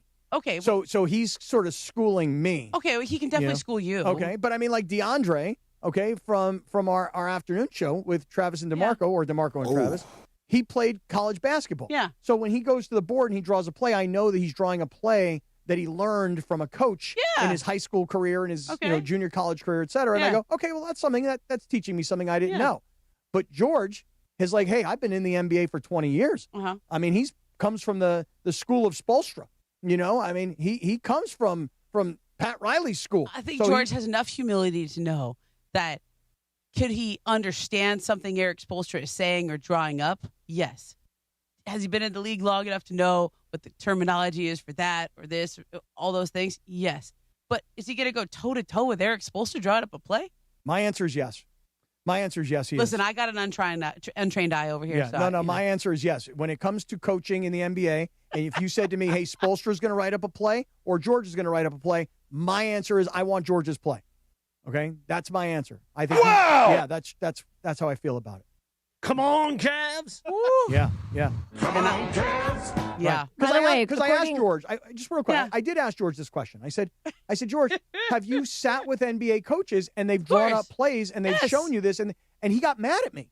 Of course he has. He goes, what do you mean? I don't need an NBA coach to tell me this kind of. I go, no, but for me, I've sat with plenty of NFL coaches in film study where they're, okay, see this cornerback? See what he's doing? Watch what this receiver does when they read off the cornerback. Watch what the quarterback does. And I'm like, okay, this is stuff I would not know because I didn't play quarterback in the NFL. Yeah. So I'm learning things. So when I asked George, did a coach ever coach you into this? He got pissed at me.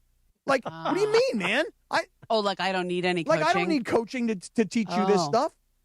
Okay. So you're in big trouble. You're in big trouble, Ramona. She's a bad girl. Bad girl. Maybe it's just a difference between how I'm wired and how I don't know how George wired. This is just I would need a coach to drop the play for me. I don't think I know everything. That's one of the things that I do as an analyst is I talk to a lot of coaches and scouts and I say, explain this to me.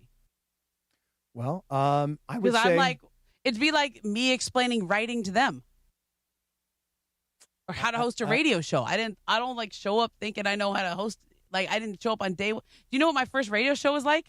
Deer in the headlights. Oh my God. Remember that time that we did a show during COVID, Momo, and it was like me, you, and Mace because you were in for Ireland God. and Yes, Funch, I'll never and no one forget was this. there. It was just Momo, and the show started. She's like, "Okay, hey Is anybody guys." here? Like literally, it was as if somebody was playing the worst prank on you possible.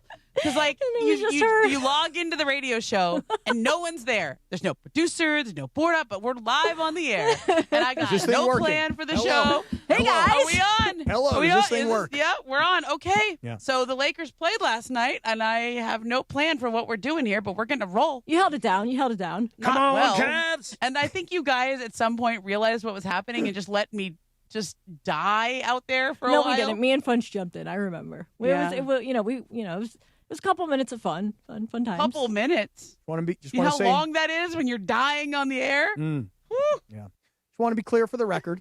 I believe Sedano is the best coach in the NBA. Just want to be clear for the record. That part won't make the open. It won't? No. It won't make. You're not going to give me the credit? No. So that when he freaks out and he loses his mind, I want him to know I got his back. No. I got his back.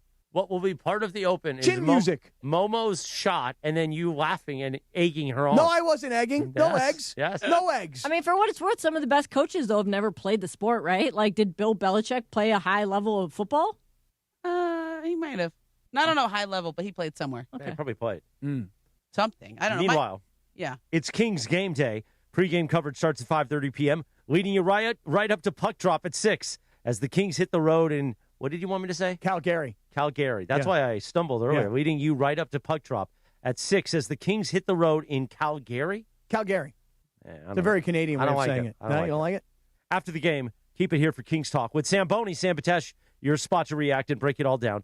Catch every moment on ESPN LA 710 and the all-new ESPN LA app. Just tap that Kings play-by-play tile, your home of the LA Kings, ESPN Los Angeles. By the way, so Bill Belichick was a center and a tight end at Wesleyan. There you go. Wesleyan. Ohio, or is there's another one? There's two of them. I mean, either way. Well, George is in his high school Hall of Fame, but as a broadcaster. Okay. It's a New England small college athletic.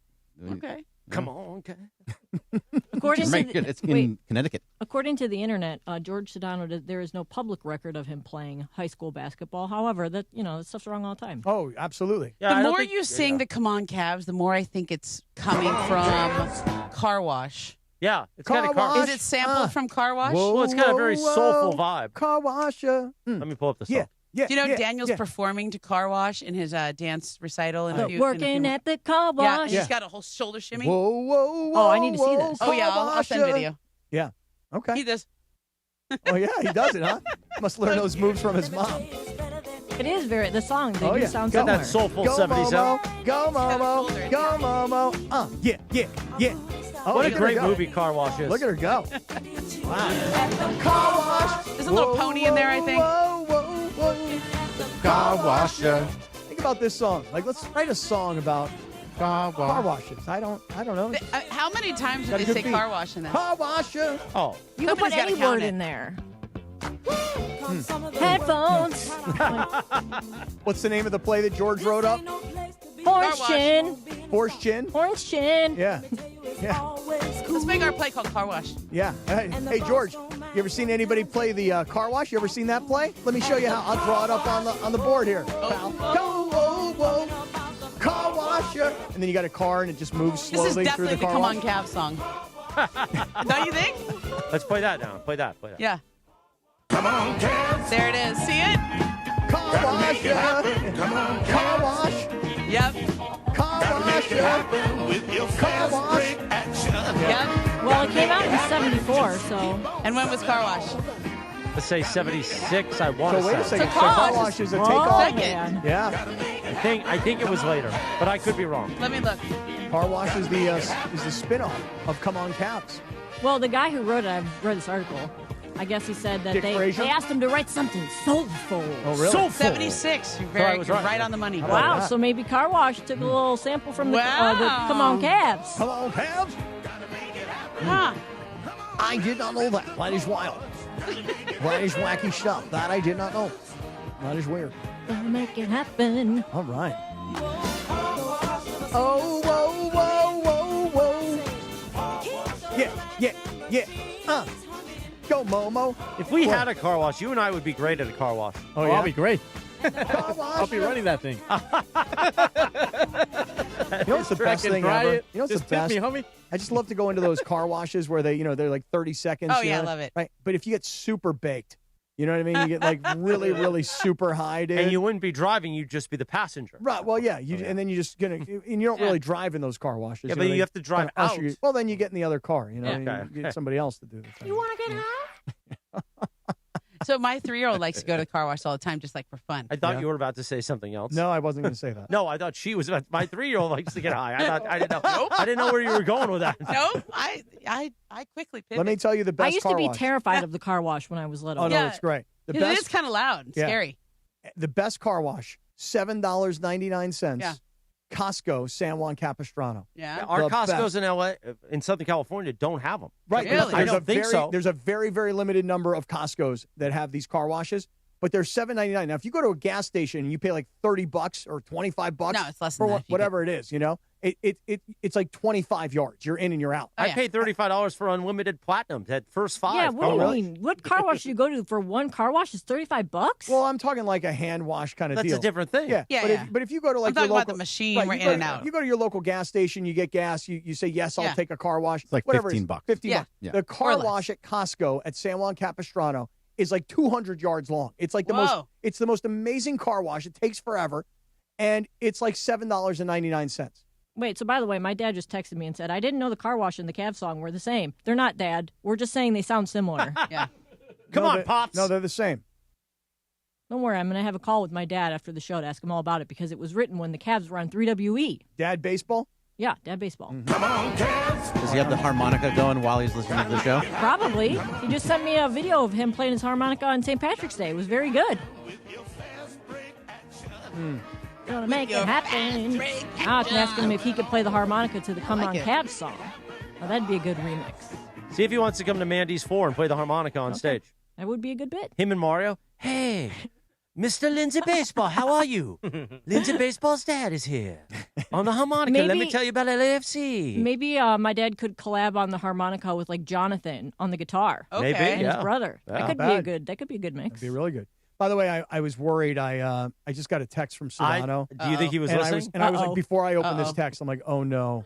Oh no. Are you guys He really was that listening. worried? He's I'm gonna- not you're that in worried. trouble. He's going to lose his Well, mind. you're not worried terrified because of you're him, Ramona. Because But Momo- we have We're to work. friends. George Yeah, and but I we are work with friends. them every day. Yeah, you don't understand the wrath. he's You gonna don't get mad understand- at me? Oh yeah. Oh, he's Is he going to be mad at me or you? no you.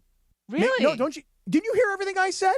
I said he's awesome. I said he could. I coach. didn't say he wasn't awesome. We I talked said for 45 minutes yesterday, and I was told to tighten up about 5 times in that conversation. Yeah. Oh, wow. He said, listen, we just got to tighten up. I said, Right. well, which part? Well, you. Just sounds like you All can't right. take coaching.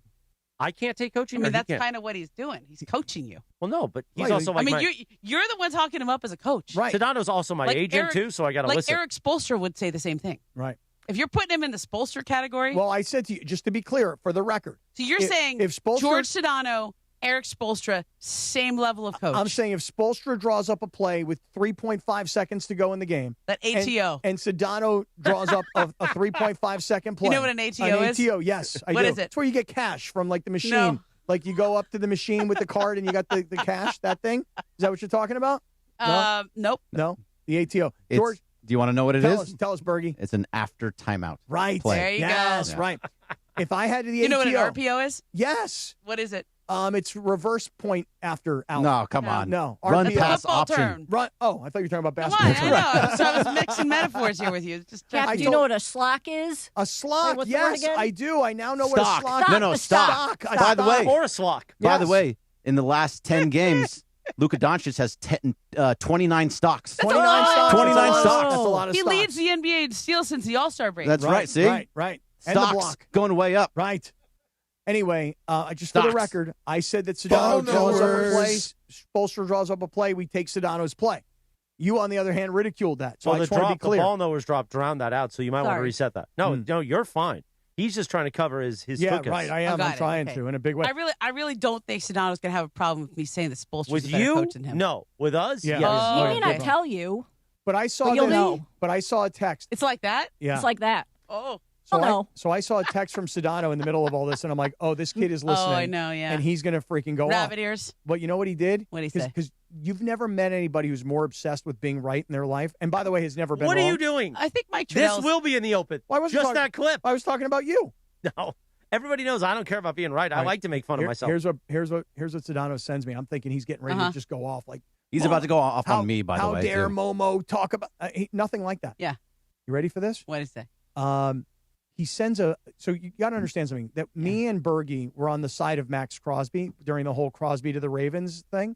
And we're like, how could the Ravens screw this guy over? Yeah. And how could they, say that they didn't know about his knee? Everybody knew the surgery had happened. Yeah. The most reputable surgeon, the Rams surgeon, the Dodger surgeon, the most reputable guy in the entire industry. I think they got cold feet. And they got cold feet. Yeah. 100%. But Sedano does not agree with that. Okay. Sedano says, no, this is purely a medical issue. This is he failed the physical, and that's why they nixed the trade. Period. End of conversation. No, I think they could get Trey Hendrickson for less than what they thought. They lost their center to the Raiders. They were mad. They got cold feet. Everybody widely panned their trade for giving up 2 firsts for Max Crosby, and then realizing you're going to have to pay Max Crosby all that money. Right. And I think they realized, wait, why are we paying Max all that money and giving up 2 firsts when we get Trey Hendrickson? For free. For free. And what I mean by free is I mean, they're still going to they pay pay his him. salary, but he's less. But he costs less. Yeah. He's not as good a run stopper. We'll grant you that. Yeah. But it's like, why give up 2 first-round picks and pay $100+ million for a guy who's coming off knee surgery when I can pay $100 million, not give up any picks for a guy who's coming off of some other kind of a surgery? Yeah. They're not that far apart in terms of the There's a players. big story that up they on ESPN today about this that somebody just sent me, which I have not had time to read since we've been talking about car washes and calves and Eric Spoelstra drawing up plays. Right. Well, so Sedano sent me a screenshot, and it reads, Crosby said on his podcast that he spent March 10th undergoing a physical and getting an MRI. He said he didn't get a chance to meet with Ravens coach Jesse Minter and DaCosta until around 5 p.m. Eastern time.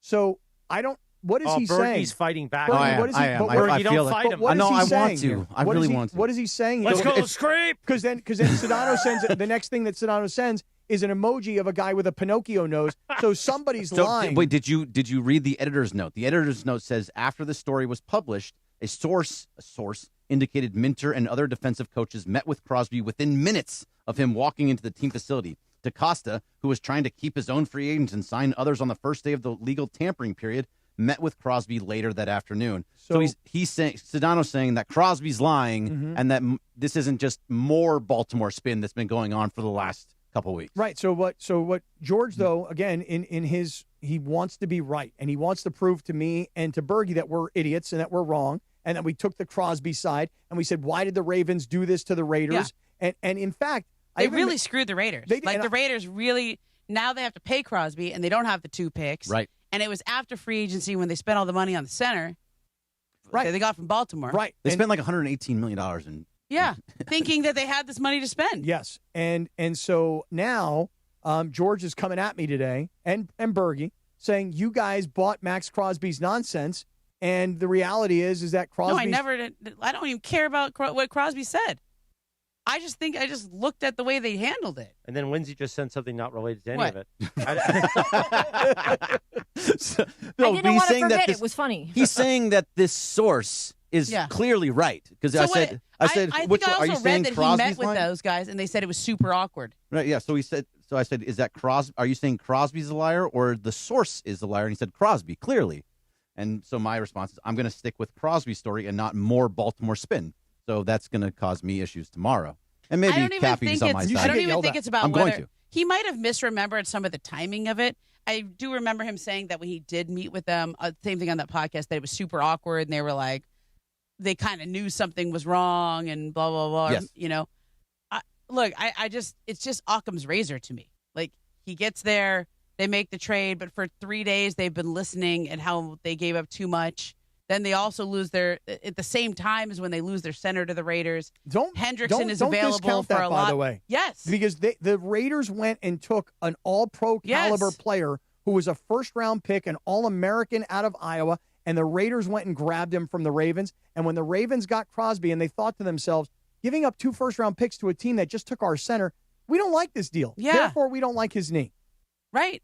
Easy, convenient way to get out. Yeah. But George has been consumed this entire time that we're buying the nonsense and that Crosby's a liar now because he sent the Pinocchio meme. And I remember last week I said, well, George, how about when Diana Rossini, who I think is pretty well respected, I said, how about when she put out that thing about how the rest of the NFL thinks this is a bunch of BS?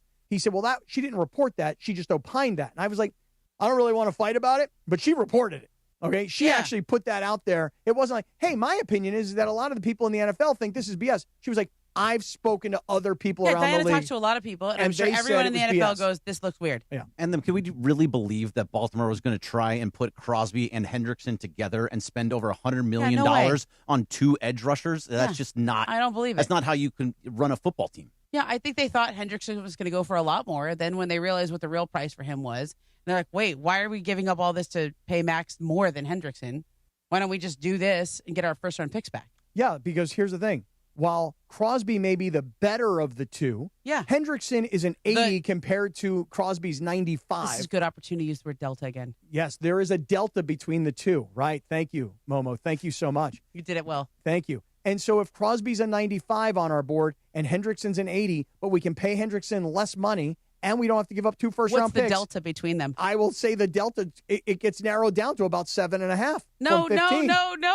95 and 80. What's the delta? Well, 15. There you go. No, but I was saying that I've made the delta a 7.5 because all things considered. You just threw in another. Yeah, I just threw in another number. Another 7.5. I just don't math. Nothing wrong with a 7.5 once in a while.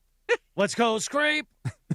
Time for the Lindsay segment. We like to play a TV theme or a wrestling theme. Of course, this is the theme to The Undertaker. The Undertaker turns 61 years old today. Wow. You can follow her at Lindsay Baseball on Twitter or Instagram. The Lindsay segment brought to you by Hernandez Wholesale Flooring. If you're in the market for new flooring, shop at Hernandez Wholesale Flooring, where every day is a deal. No gimmicks. Call 866-62-FLOOR or go to HernandezWholesaleFlooring.net. No sale beats wholesale. Take it away, producer Lindsay. Thanks, Christopher. All right, Momo. So instead of some stories today, I'm just going to pull some cards from the Cards and Conversation deck that I think would be good. Whenever we have Momo, and I like to, pick her. Go for it. Yeah, pick her brain a little bit. So here's some of these questions. They're very what does Mason do? The Wheel of Questions type of questions. Okay. So, how would you guys spend $10,000 on yourself today? Like if someone handed you $10,000 and said you gotta spend this by the end of the day, how would you do that? End of the day, I'd buy a really nice vacation for me and the family for spring break. Oh, I applaud you for not doing the Mason. Oh, I give it to charity, which none of us believe. Somehow that's where my $100 went. Would he put it in his will? Oh, come on, Bergie. Wow. Wow, Bergie taking a shot. Wow. Come on, Bergie. Yeah, I think it's spring break coming up. I've been trying to be better with spending lately because I think, everything costs more now. Mm-hmm. I got 2 children. They just cost a lot of money and everything costs more. You're doing all right, Mom. We're doing okay, but we're just trying to be disciplined. They say that your kids are like $5 million each these days. Seriously. That's crazy. The second one is so much more than the first one. Really? Oh my God. See, it's just usually, exponential. Don't you kind of take the reins off? And yeah. Stuff? No, I know. No? Once I get out of preschool, I think it'll get better. Get the free public school. Be good.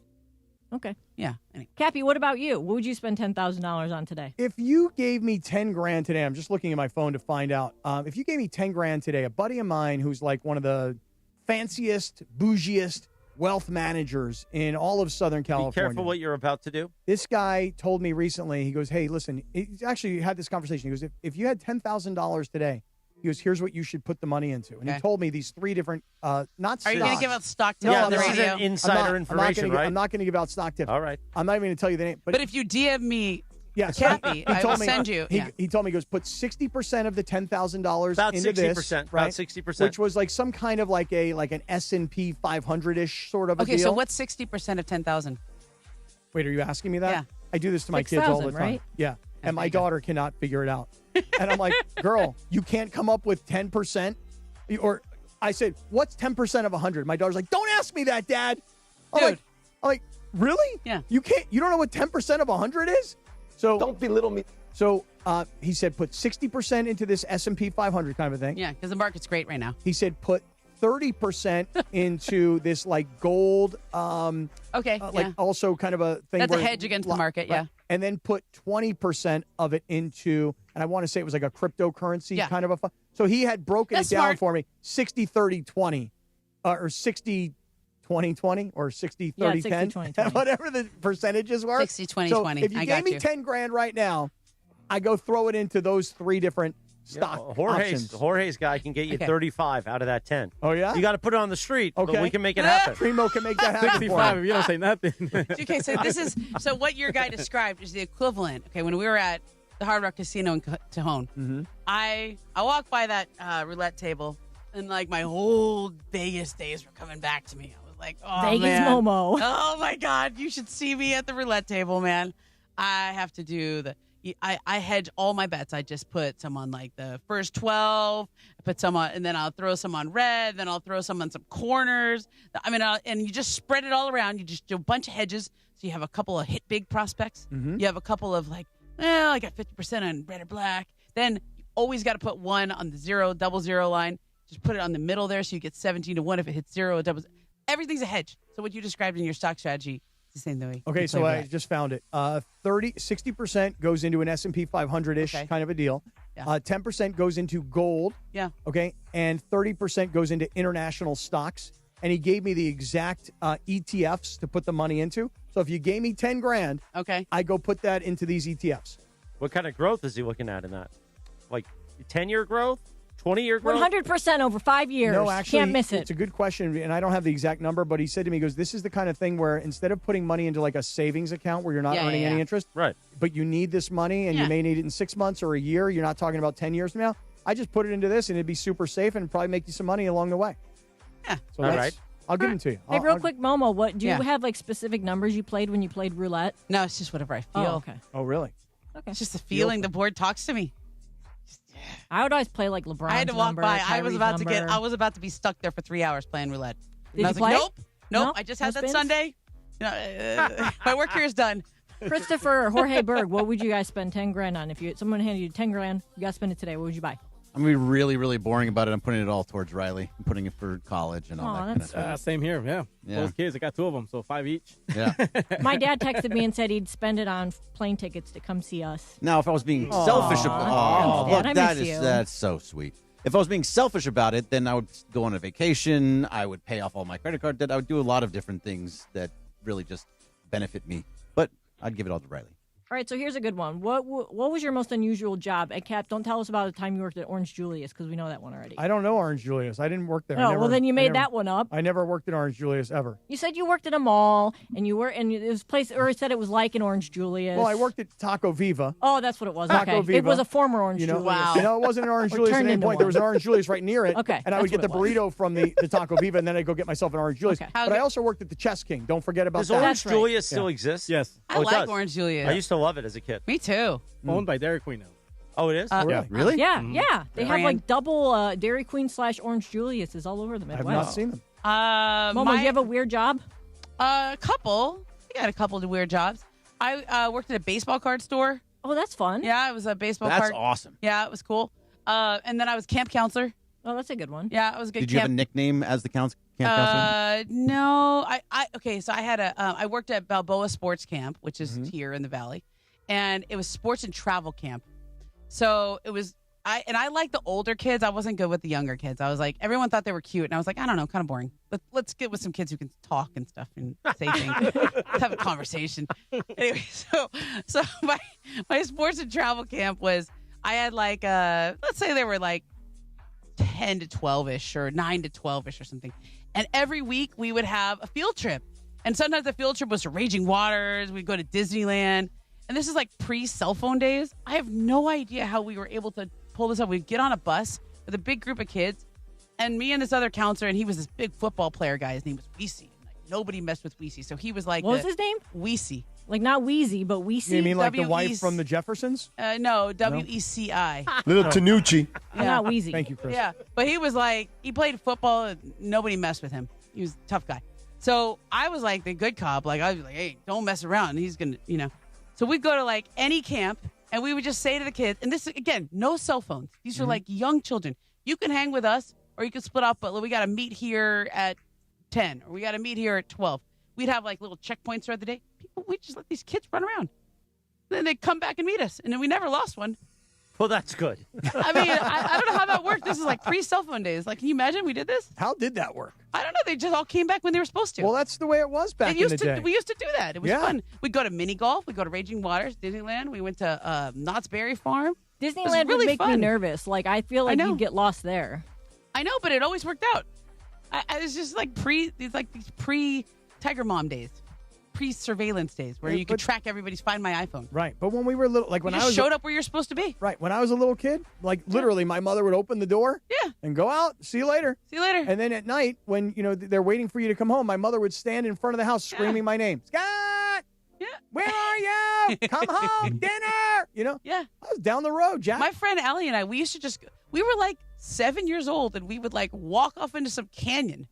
We just walk off into some canyon and come back 3 hours later. No cell phones, nothing. Yeah. We would ride our bikes to the pool a couple miles away, and now my sister's like, oh no, like my nephew's not allowed to ride his bike. She's like, times are different. I was like, well, I don't have any children, but that's like, that sucks. Well, like, that's listen, scary. You guys scary. My daughter, who's 19, who's a sophomore at Cal Poly SLO, her next semester, she's supposed to be going to a semester abroad in Spain. And I'm like, I don't think you should go. I'd be and scared. She's like, why not? I'm like, well, first of all, I've seen Taken too many times, okay? That's the first part of the problem, and I don't have that certain set of skills. Not just Taken. Go see Hostel 2. Oh, really? Oh, no, don't see the Hostel movies, or you See definitely Hostel won't let 2. her go. Okay. See Hostel 2. And I told her, I go, we're in the middle of a war. We don't know what's going to be happening in August. You're like you're an American female traveling internationally. I'm like, I don't think it's a good time to be going. She's like, well, I am. I'm like, okay. Well, you're paying for it, Cappy. She goes like this. She goes, well, I already put down the $500 deposit, so I'm going. And I'm like, well, can't you postpone it until after the war is over or something? She's like, okay, Dad, I'm trying to immerse myself into the Spanish language, and I need to be in Spain. I'm like, well, how about South America? She goes, well, you better make up your mind because the decision has to be made. Like, she started barking at me. You know what I mean? I think you should let her go. We can't live our lives in fear. Just let her go. Tell her to check in every day. I know. You got that. You got that live app, in the world. Cappy. You just got to live your life. If something happens, you can't milk it. You still got to do the morning show. You got the tracker, though, don't you? I got Life 360. Yeah, you got the tracker. I do have Life 360. Oh, well, you got that. That's what you worried about. I went off to Europe for 6 weeks after college. Okay, I did the Eurail thing. I got the train thing. And we didn't have cell phones. I checked my email once Times every are 3 different. days. And, like, nobody would hear from me. Like, it'd be 3 days would go by. Nobody would know if I was fine. Check in and send an email. Hi, Mel. Hi, Mom. I'd call from a payphone. That's fine. Everybody, we all made it. Well, yeah, but that was then. Just remember. Yeah, that was then. We all made it. But if you think about it, did like, you do the whole thing with the payphone where you call and say, "I'm down the street, come pick me up"? Yeah. Yeah, call collect. It's like, We have a don't collect accept, call. don't accept Yeah, I did that charges. for I'm at the grocery store. Yeah. I used to do that with my mom all the time. From high school, yeah. Yeah, you have Really a very fast, limited you got 10 amount of time. seconds, yeah. You have like 10 Finite. seconds. Yeah. I got a dime. I got a nickel. I can put it in a payphone. Yeah. Jorge's Primo still uses payphones. Yeah, Oh, really? calling cards and everything. Like, yeah. Wow. Get out of here. oh, remember calling cards? You get Imagine trying 190 to minutes. Where Yeah. are payphones trying to these days? explain it to somebody who's he knows like his 10. spot. Like, do you know my car broke down when I was in college and I had to walk to a payphone that was like a mile away to call AAA? Wow. Walk to a Remember those call payphone. boxes on the freeway? Yeah. That's just Oh, yeah, the that's call box. Yeah, the call box. Mine was like I a used one of Stanford. those, aren't they? You know, They're Stanford's still like a there. big farm.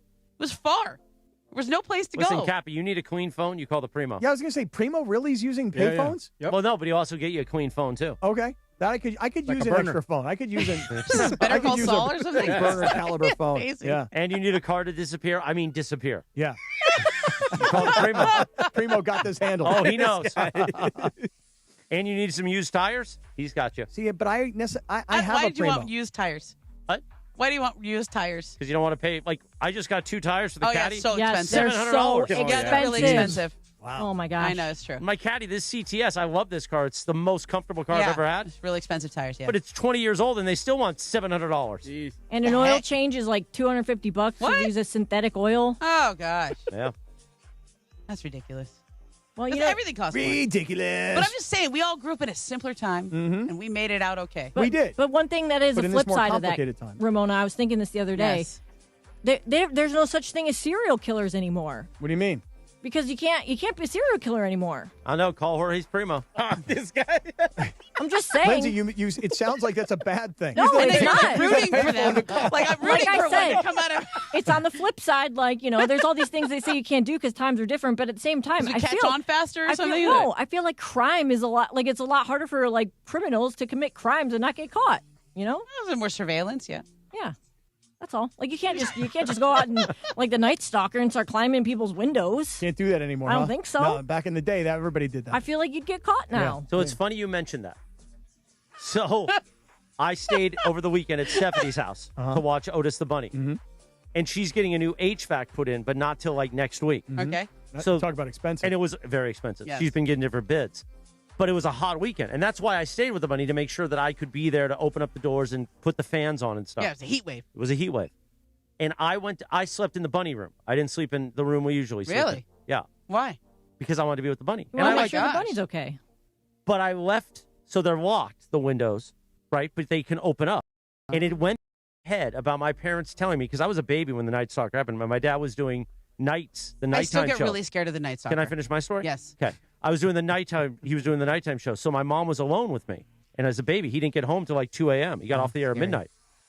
And it still goes through my head that now, because of the Nightstalker, they will never sleep with a window open or anything. Oh. And it went through my head 40 years later, that story of like, do you really want to sleep with it? Because, again, it's a safe neighborhood she lives in, but. I know. And I closed the windows because of the Nightstalker. I all those neighborhoods Listen, that I'm he getting a little to. triggered just by you talking about him, because like that was our era, and even if you showed me his picture now, I'd get scared, because I know that was a really big deal.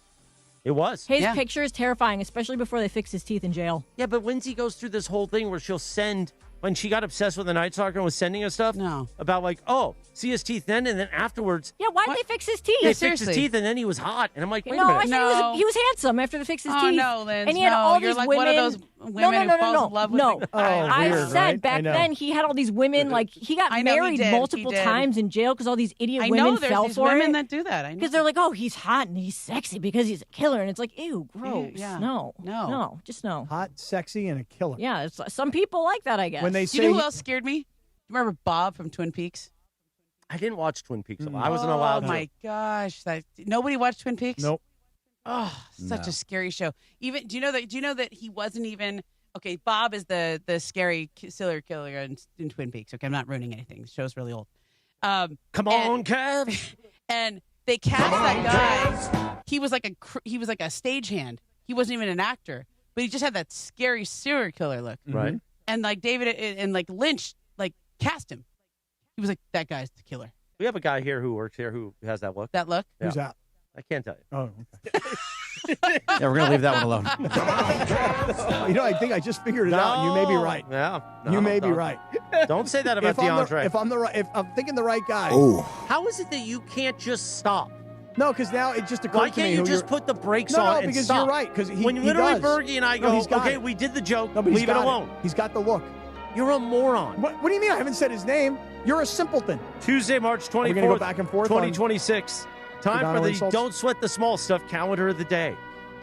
Think of what you have instead of what you want, Cappy. Each time you notice yourself falling into the quote, I wish life were different trap, back off and start over. Take a breath and remember all that you have to be grateful for. Like the fact that somebody still puts you on the air after all these years. Meaning you. I thought you were trying to Momo. I'm listening. I was. No, that was Momo's my a star. pensive look. A lot of times you're talking, and I think you're talking to Momo. Did you see how I was pondering what you're saying? I was like thinking about it. Pondering. Pondering. I was like letting that sink in. That was deep. Hi, Funches. We're in the middle of a show. Punchy lover. Funchy's just walking in as though we're not Lindsay I brought told him in. Funchy to come in studio because I just Well, have wanted to him say go hi in to there. him on the show because Well, have him we go in miss there. him. Hi, lover. Get some headphones, Funch. Here comes Punchy lover. Hi, lover.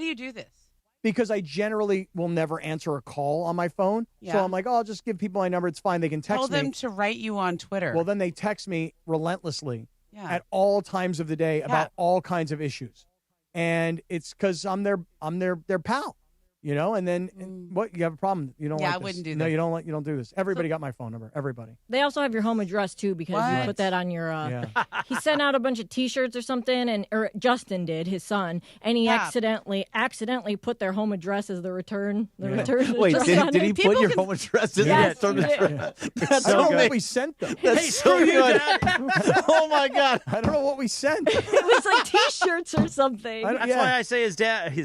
That's why I say his son Justin is 2 + 2 = Banana Kid. Yeah. That's so good. Oh my God! Yeah, he did. I said to him, I go, can you go mail these for me? He goes, yeah. And then I found out that he put our return address in the Yeah, corner. because guys started Nobody getting told all him. kinds of weird 'Cause mail. Nobody told him. Can't believe that. And then I'm not joking when I tell you straight up for real, true story. Some things started to show up at my house, but not that they were delivered by Amazon or by anybody else. They were actually hand delivered by the person who brought them to my house, and they were all wrapped up, and they were gifts and things. And I was like, this person got something from me, and then rather than sending me something, they actually showed up at my house and dropped things off. Oh, Did that's they knock? weird. Was this something good? Or they just drop it and run off? Here's some cookies. There was a bottle of tequila. Oh, there you Yeah, go. there was a Yeah. bottle of tequila that was pretty good. Yeah, and it was sealed, just so you know. Oh, man. The bottle of tequila. All right, I think Funchy dropping in as part of our Dealer's Choice Real Deal brought to you by Seller's Advantage. Weird, huh? Want to sell your house before you call an agent? Call Seller's Advantage. They'll buy it as is with a competitive cash offer. No repairs needed. They make sell it easy. Call 888-390-AS-IS for a no-obligation offer or visit sellersadvantage.com. DRE 01961658. Cappy, anything else for Funchy Lover? Just want to say one thing. You guys all know my favorite TV show. Everybody here knows my favorite TV show? Reacher. Are you guys following the story of what happened to I Reacher, saw. the real-life Reacher? The guy's name is Alan Ritchson, and he's this giant dude. He's like 6'5", 285. He's like a monster, right? He's riding his crotch rocket motorcycle in his neighborhood in like Nashville or someplace. You need right? to explain why you call it a crotch rocket motorcycle. I didn't get that Oh, you don't know what it? I feel you like know, a lot of people call it that, don't yeah, they? like one of those it's like a motorcycle that's like not a Harley, like a big boom boom boom boom. Sporty bike, like more a like sporty bike. Oh, yeah, one like of a those- Hyundai. Yeah, yeah. I don't know. So Or anyway, Kawasaki. Yeah. So anyway, so Shouts this out. guy, so he's a big dude, right? And he's riding his little crotch rocket motorcycle in the neighborhood, and he's got his 2 little kids on their 2 little crotch rockets. Oh, boy. So one of the neighbors, big, giant, beautiful house in the suburbs, right? This one neighbor, like, tells him, because this guy's outside cleaning his motorcycle. And he stands in front of him as he's riding down the road. He goes, hey, man, you're going to hurt somebody riding up and down our neighborhood doing 100 miles an hour. Yeah, it's not great. Alan Ritchson, there's video of Alan, who's, again, 6'5", 280. He's a monster, beating the ever-living hell out of his neighbor. And I don't understand it, because he's like this great Christian guy, and he's this lovely religious person, and I love him on Reacher. And I'm disappointed, too, because he beat the guy up, but not really that well. Yeah. But the guy shows up after the hospital and getting treated, and he's all over TMZ explaining the story of how Alan beat him up. And I'm like, Reacher, you can't beat people up What are in you real doing? life. You can't do that. Yeah. And you shouldn't be riding your motorcycle up and down the street at 100 miles an hour. Yeah, what are you doing? Grinding the gears Grind that gear. on your little crotch rocket. Momo. Come on, Cap. Great show today. Yeah. Momo, when you coming back? I don't know. Great job, Sometime. Momo. Trust me, you'll be featured quite a bit in tomorrow's show open. Oh, you're going to be in I bet, trouble. yeah. But I know will- I'm going to take the heat. Sedano will be back tomorrow at 7 a.m. for our Wednesday edition of the Sedano and Cap Morning Show. I'll be back at noon since it's a live imaging Tuesday with Mason and Ireland. We'll get ready for Lakers basketball tomorrow. I don't know if Johnny I's on the show. Hey, Chris, how He are should you? be. Chris, what's going on? Chris, hey. can I have a final word? Yeah, go ahead. I am not afraid. Of Sedano or Ireland? I'm not afraid. All right. The Rich Eisen Show. How about you, Bergie? We'll you get to afraid? it. Nope. Yes, you are. Going- He's I'm gonna going get you- back at him on he's Max get- Crosby he's right gonna now. Go back. He's going to get you in this Max Crosby thing. Nope. Me and you, buddy. Thanks to Evan Cohen. Thanks to Frank Caliendo. Thanks to Michael Funches. Funcha Lover. We'll see you tomorrow at 7 a.m. Have a great day, everybody.